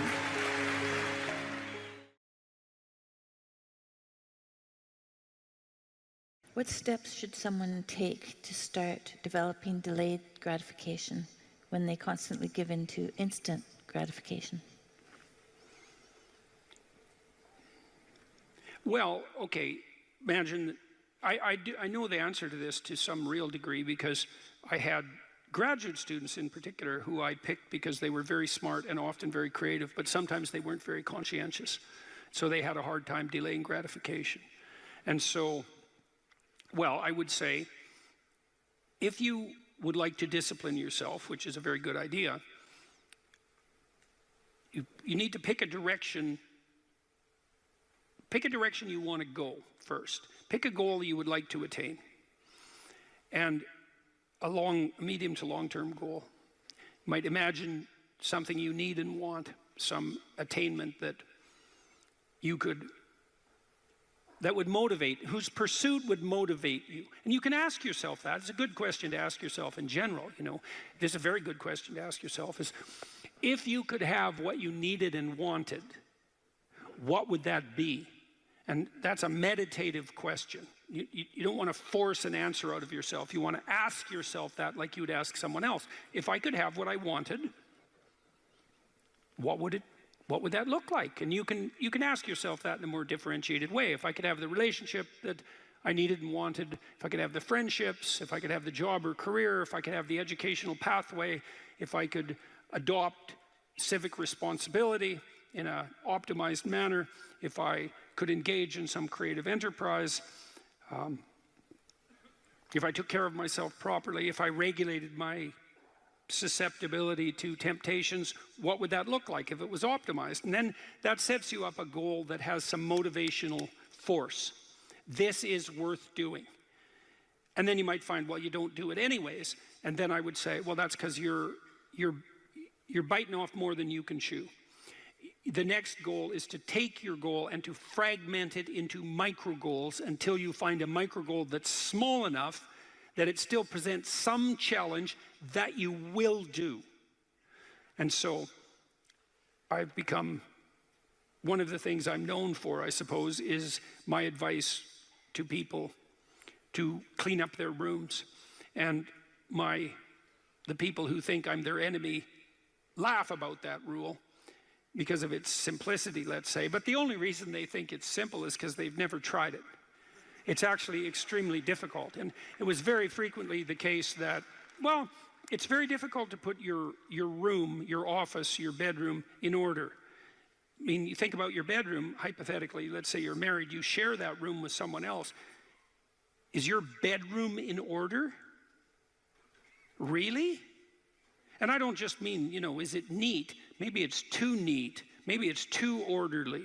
Maybe it's too sterile. Maybe it's too bare. Maybe that characterizes your whole bloody relationship. Maybe, really? And maybe that is genuinely reflected in the state of your room, because it's very probable that that room is a microcosm of your marriage. It's highly probable. And so what that would mean is to organize that room would require the organization of your marital life, not least because if you want to put that room in order, you're going to have to negotiate with your wife about how that's going to be done. And while you're making that negotiation, even in relationship to the micro details, you're going to encounter almost everything that's wrong with your relationship. And so, you know, you might ask yourself when you walk into your bedroom, I hate this bedroom. It's like, you should really think that through. And then you need to think through what you would need to do so that you love that room, or even more complexly, so that you both loved it. Because that's a tough thing to attain, boy. Because you're going to have differences in taste, you're going to have differences in orderliness. There's all sorts of things that you're going to have to negotiate in order to make that room you both inhabit jointly desirable. Anyways, you set yourself a goal, ask yourself what goal you want to set, and then break the goal down into steps that are small enough so that even someone as pathetic as you could manage them. And that requires a tremendous humility. I know it was frequently the case, for example, with my clients, that I would do an analysis of their situation in life, and let's say, just for the sake of argument, that someone was 30, living at home, in the bedroom they grew up in high school, in a complete bloody state of disorder, both moral and practical. And one of the relatively simple steps that we might agree upon with regards to moving forward is the person might think, well, you know, I'm 30, I'm really immature, I haven't taken any responsibility for my life, my mother still makes my bed and cleans up after me. It's like, well, why don't you just start with that? You know, because you're not going to just fix your life. Why don't you just try to clean up your room like you're a mature 14-year-old instead of a dreadfully dismal 30-year-old. And so, first of all, it's really hard for someone, even if they're desperate, to admit that that's necessary, right? Because it's so bloody humiliating. I mean, really, I'm so damn useless that my basic goal is going to be to clean up my bedroom. It's like, well, looks like it. And actually, it's worse than that, because then you ask the person, you negotiate with the person, they say, well, I'll try to clean up my room. Then they come back the next week and they say, I had one client, this was so funny, he's going to vacuum his rug. That was his goal for the week. He just had a child out of wedlock, and he was afraid that he was going to be a very bad father, which was a very realistic fear. And so he wanted to put himself together, you know, and so that's why he came to see me. And he lived in this squalor, and one thing we decided to do was that he could vacuum the rug, which he hadn't done for like 12 years because his mother would do it. And so it was so funny, it's so unbelievably comical. He went and got the vacuum, a stand-up vacuum, an upright vacuum, and he brought it into his room, but he didn't bring it all the way in. He put it in the doorway, leaning like this across the doorway. And then instead of vacuuming his room, he stepped over that bloody vacuum cleaner for a whole week and then came and told me that he couldn't do it. It's like, it's not surprising to me at all, because you think, well, that's such a trivial thing. It's like, if it was such a trivial thing, he'd have a clean room. It's not trivial at all. That chaos in his immediate environment was deeply emblematic of the chaos of his life. They were the same thing. And so for him to even begin the process of bringing order to chaos, which is a divine process, by the way, and the highest moral requirement, he had to be willing to face the catastrophe, the chaotic catastrophe of his life. And he hadn't done that for like 30 years. Why was he going to start that week? Just because he said he was going to?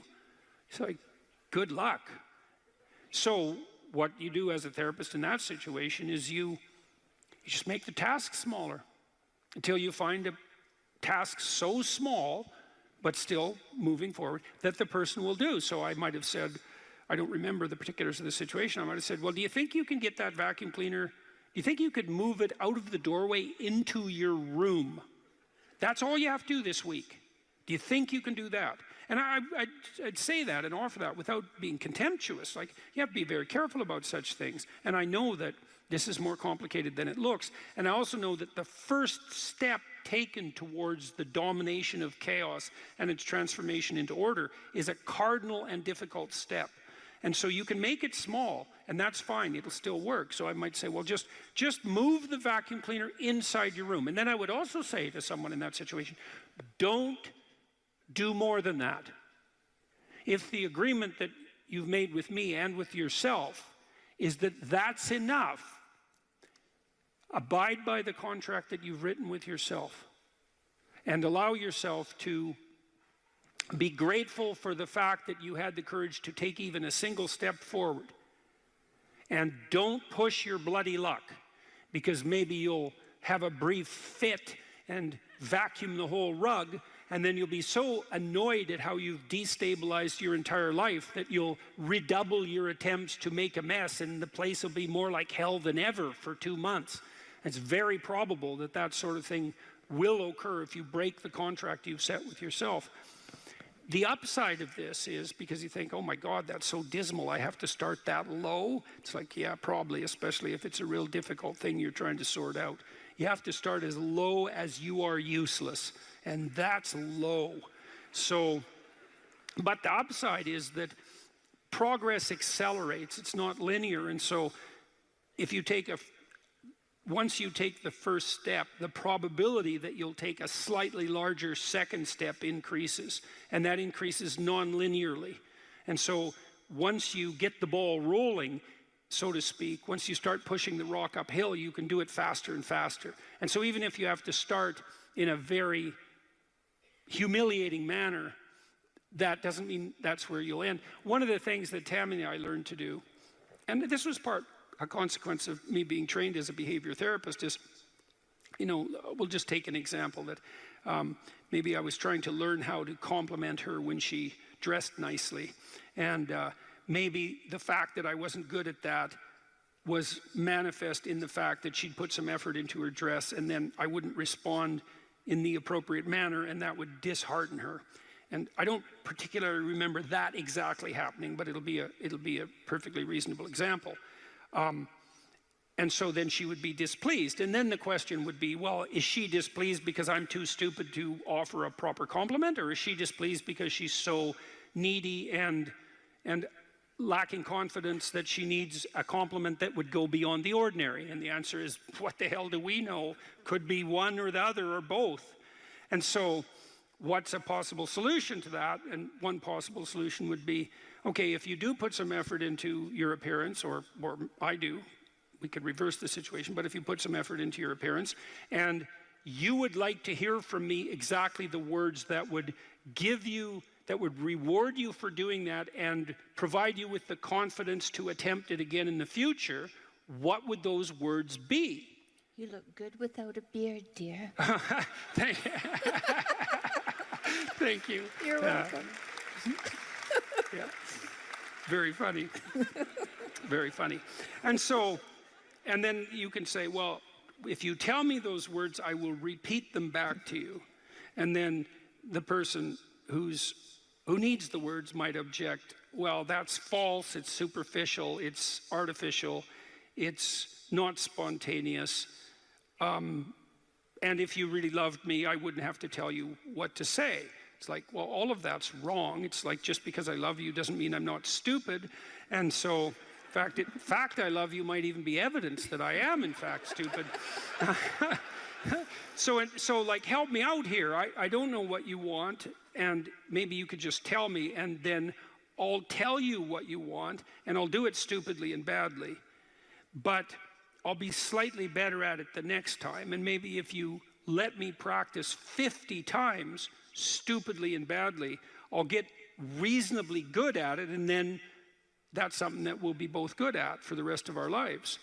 And that's something worth knowing. You know, if you imagine you're upset with your partner because they haven't delivered something to you, whatever it is that you want, and then there's two questions that arises, right? Are you just like immature and greedy and self-centered, or are they useless and incapable of delivering? And neither of you know, and you have to sort that out.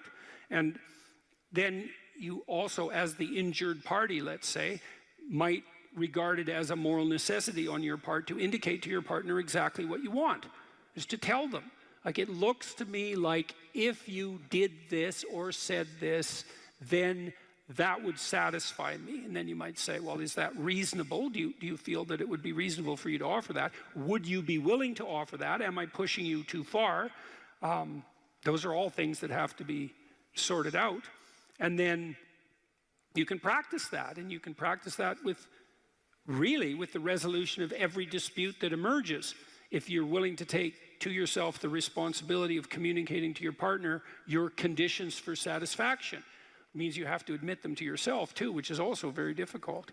And then you can help your partner take stupid incremental steps forward, you know, in the direction that you'd like to see expand, and then you can get better at that. And that's unbelievably useful. You can get better at how you have dinner together, or breakfast or lunch. Those things repeat every day, so they're very important. You can get better at how you greet each other when you come home. You can get better at the routine that you fall into, let's say, when you go to bed at night or when you wake up in the morning. All these things that repeat, you know, because that's your life, the things that repeat. You can conceptualize how you might like them to be ordered if they were undertaken in an optimal manner, and you can start incrementally moving forward to that. And you can do that by communicating what you need and want, and by carefully rewarding your partner for taking the appropriate incremental steps forward. And so if you're trying to discipline yourself, you make a goal, you break it down into micro goals, and you implement the micro goals and reward yourself for doing so. And if you do that reliably and you make that a practice, that you'll become more disciplined across time, and you'll move towards the fulfillment of your goals. And that's practically how that's the practical guide for success on that front.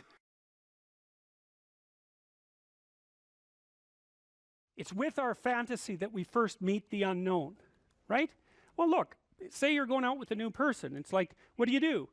You project a fantasy on them, and then you fall in love with the fantasy. And aren't you stupid? Because you're going to find out that the match between your damn fantasy and the actual person is tenuous at best. And so Jung would call that a projection of either the anima or the animus. You know, the anima is what a man projects onto a woman he finds desirable. It's like, oh, she's the perfect woman. It's like, well, how do you know that? You've like seen her for 4 seconds, you know, but it grips you. And the same thing happens in the opposite direction. And it's an action of instinct, you know. It's like you fall in love with the image. But interestingly enough, what you do in a relationship that works is that you actually, I think that what you see, it's a rough approximation, when you project the ideal and fall in love with it, you see what could be. It could be that, but it's going to take you a hell of a lot of work, because like you got no shortage of flaws, and the other person has no shortage of flaws, and so you're bringing your flaws together, and that's going to produce a lot of friction, and you're going to have to engage in a lot of dialogue before you approach that level of perfection again. But maybe you can do it, and then you get to live happily ever after. Well, wouldn't that be nice? Well, so the unconscious meets the unknown, and it meets it with imagination and fantasy and dream and art. That's how you take. See, you don't just go from what you don't know to fully articulated knowledge in one bloody leap. You can't do that. You have to extend pseudopods of fantasy and imagination into the unknown. That's kind of what theorizing is like, right? Even scientifically, you know, you don't know something scientifically, you generate a theory. Well, it's an imaginative representation that your unconscious is helping you generate. And so you meet the unknown with fantasy. That's what the unconscious is for. From the psychoanalytic perspective, that's what dreams do. And you can see why. You dream about the future.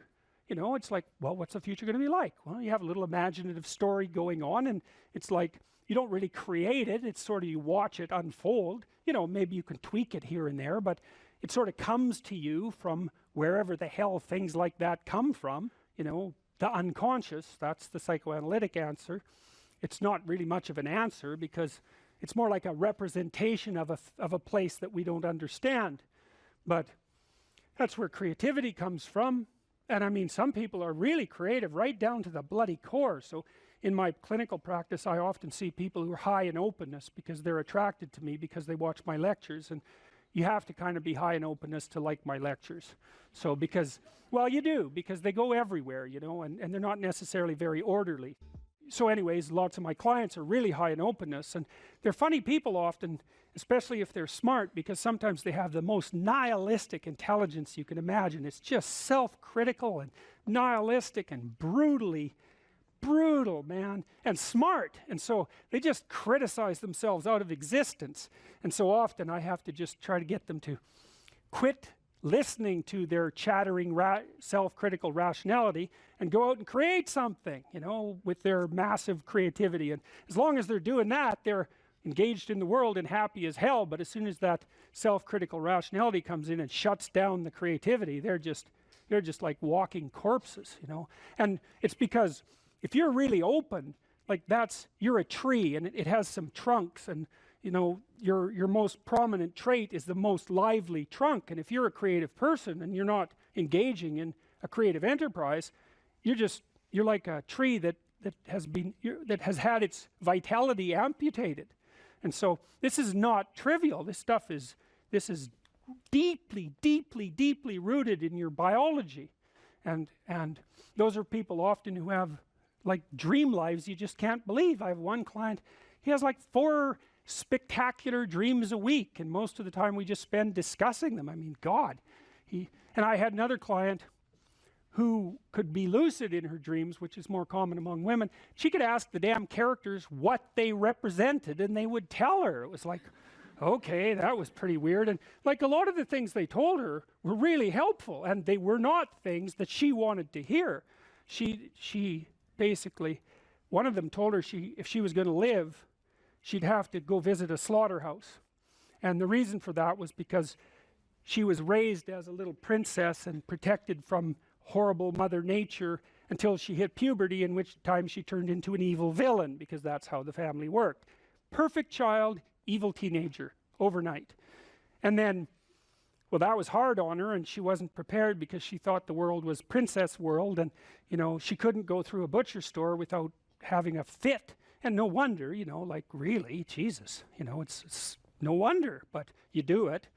But she couldn't, so we used to go to butcher stores, and that would make her cry, and that she was a vegetarian, that would make her cry, and you know, bemoan the cruelty of the world. And it's like, yeah, fair enough, man, those are bloody slabs of meat. It's like, I don't know why everyone isn't screaming when they walk through the butcher store, but you got to get used to it, man, because you can't live in the world otherwise. And so the dream character, who was a gypsy, told her that she had to go visit a slaughterhouse, which seemed rather impractical. And so I asked her if she could think of anything else to do, and she thought, well, why don't we go visit a funeral home and watch an embalming? And I thought, oh, good. That sounds like a fun way to spend a day. And so I phoned up a funeral parlor, and I said I had a client who was terrified of death. Yeah, and I was a therapist who was also a little shaky on the concept myself. And so they had no problem with that. They deal with death all the time, which is really something to think about, right? A human being can actually have an occupation where they do nothing but deal with death, and they don't go stark raving mad. It's like, what the hell's up with that? It's like working in a palliative care ward where your clients that you know have a relationship, all they're going to do is die this week, next week, the week after. People do that. It's like, those people are tough, man. They're tough. So anyways, we went and watched this embalming, which was, I have a rather high level of disgust sensitivity, so it was a little on the rough side for me. But she sat there, and first while she was not, we were outside this little room, she was not looking at that, man, no way. Then she'd kind of go like this, and you know, that was pretty good. And then she'd go like this, and then she'd go like this, and then she watched it. And then she asked if she could go in, and she put on a glove and she touched the body, and she didn't have a fit, she didn't have a panic attack. And so she walked away from there learning that there was a hell of a lot more to her than she thought there was, and that she could see things that she didn't think she could see and live. And after that, she sort of had a touchstone. It's like, well, I'm kind of afraid of this. Well, is it as bad as going to see the embalming? No, it's not that bad. Well, I guess I can do it. It's like an initiation, right? She had an initiation, and so did I, you know. And I learned a lot from doing that. I learned that one of the things you need to do if you're going to be a human being is to prepare yourself to be useful in the face of death. And so when you have a parent that dies, which, you know, shatters people's ideas, often they can't even think about it. If you can't even think about that, man, you've got some thinking to do. Because you need to be able to at least think about that, because otherwise you're just going to be a wasteland when it happens. And you never know, you could even have a higher ambition. Maybe you could even be useful when it happens, instead of being part of the heap of destroyed people who also have to be taken care of. You know, and that's brutal. You have to be brutal to be useful in the aftermath of your parents' death. You know, you don't get to crumble and fall apart, and no, you have every reason to. So you got to be kind of some tough monster to manage that. But do you want to be useful in the face of tragedy, or do you want to be pathetic? I had an interesting experience the other day. I went to the keg. I go there because I have food allergies, and they're very careful with people who have food allergies. And the waiter took me to the table, and he said that he had been watching my lectures, and that's a very common experience. And he was happy about that, and he said that he'd had 2 promotions at the keg in the last 4 months because he'd been watching my lectures. And I really found that an affecting experience, because, you know, you might say, well, he's working as a waiter at the keg and there's nothing particularly heroic about that. And I disagree with that, actually, because I don't care where you're located, you can do a hell of a job, and I mean that literally. You can take whatever job you have and you can make it a real nice little piece of absolute misery. Or you can act like a civilized human being and notice that no matter where you are, there's a richness and a complexity that's completely inexhaustible right at hand. And then you can take that seriously, and you can say, well, I happen to be a waiter at the keg, and he's a young guy, and perhaps that isn't where I want to end up, but it's not nothing. It's a rich environment, and I can make it a lot better if I want to. I can get along properly with my coworkers and not gossip behind their back, and I can treat my customers properly, and if an opportunity comes my way, I can take it, and I can see what happens. And so he said that's what he'd started doing, and that things were working out much better for him. He was in a much better job than he was 3 months ago, and 3 months, that's nothing, right? I mean, that's a nice trajectory. It's an uphill trajectory, and that's what you want, really. An uphill trajectory is actually even better than being somewhere good, as far as I'm concerned, because one of the things that really makes your life meaningful is the clear realization that you're headed somewhere better than you are now. And then it's even better if you also understand that there's a direct causal relationship between the things that you're doing and the steepness of that incline. And so I get a lot of letters from people like that, and they say, well, you know, I've been listening to these lectures and I decided that I'm going to try to take responsibility for my life, and so I've started to stop doing all the stupid things that I know that are stupid, that I know I shouldn't be doing, and I've started doing some of the things that aren't stupid that I know I should be doing, which seems pretty obvious, really, if you think about it. But obvious though it may be, that isn't necessarily what people do. And then they write and say, you can't believe what difference that makes. And they're thrilled about it. And so I'm thrilled about it when I get letters like that, because I really don't experience anything as better than a letter like that or a message like that, because it's so good to see things that aren't so good replaced by something better. And I really do think it's an open question. I truly believe it's an open question to what degree we could make things better if that's what we actually aimed at doing. Well, there's 2 modes of being in the world, right? There's one where you adopt the responsibility for living properly, for being properly, and you make the sacrifices necessary for doing that, and then everything will flourish properly. And the other one is a pathway of resentment and bitterness and rejection and murder and genocide, and that just seems exactly right to me. And so if the positive path beckons, if you can actually see what it is, if you can lower yourself enough to see what it is. Carl Jung said once that modern people didn't see God because they didn't look low enough. It's a phrase I really, really like, because people denigrate the opportunities that are right in front of them. And there's no reason to do that, because what's right in front of you is the majesty of being. That's what's right in front of you. It's inexhaustibly complex and full of potential, and there's no reason to assume that wherever you happen to be isn't as good a starting place as anywhere else. Now, you know, I know some people have terrible, terrible lives. They're in situations that are absolutely unbearable. But I also do know that even situations like that can be made a hell of a lot worse by the worst kind of attitude, that's for sure.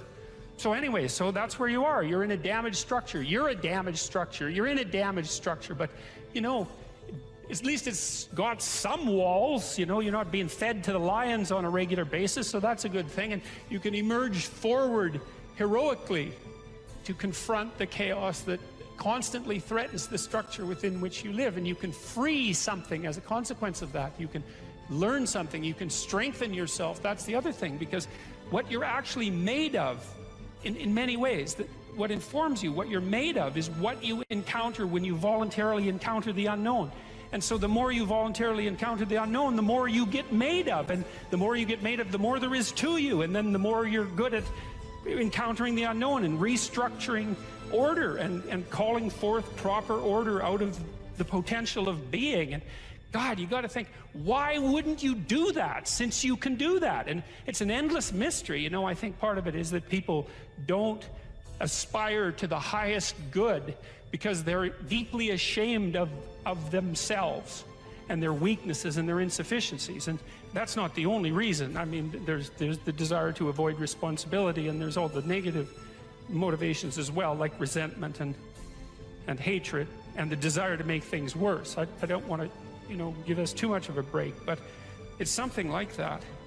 It's okay to not be in a very good place if what you're trying to do with that not very good place is make it better. And the fact that things aren't exactly the way they should be at least gives you something to do, you know, and maybe something great to do, because there's no shortage of suffering and trouble that besets the world that you could conceivably ameliorate in some way. And the utility of that and the intrinsic meaning of that is self-evident.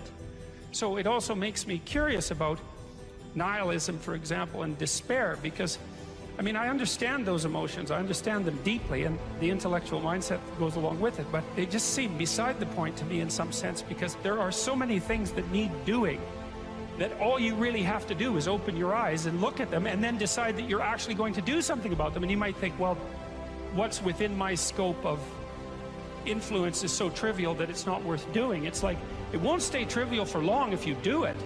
Not at all. And I don't think it's trivial to begin with. I really don't believe that anything done right is trivial.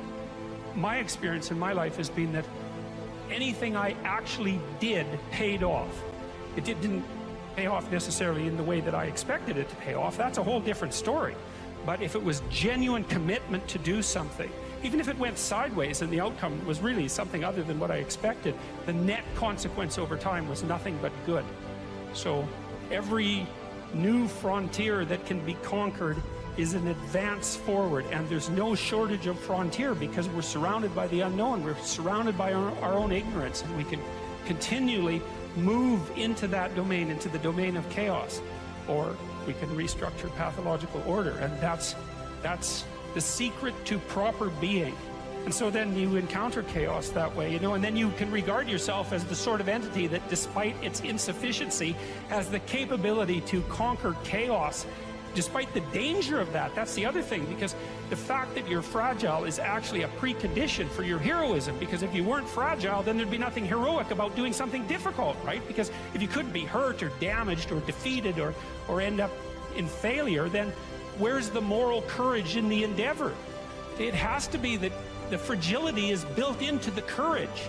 And so it's not a reason not to engage in it at all. In fact, quite the contrary. And so then, you know, what do? Well, you put the city back together, and maybe the way you want it, so that it's functional and efficient and beautiful, and so that people can flourish there, and flourish in a manner that makes them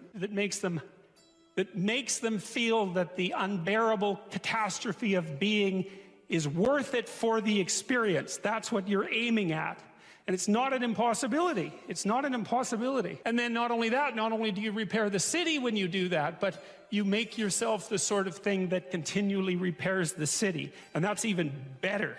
that's the end goal, because it's not the repair of the city that's the goal. It's the transformation of yourself into the thing that continually repairs the city. And so there's just no reason for that not to happen. And the more it can happen, the better.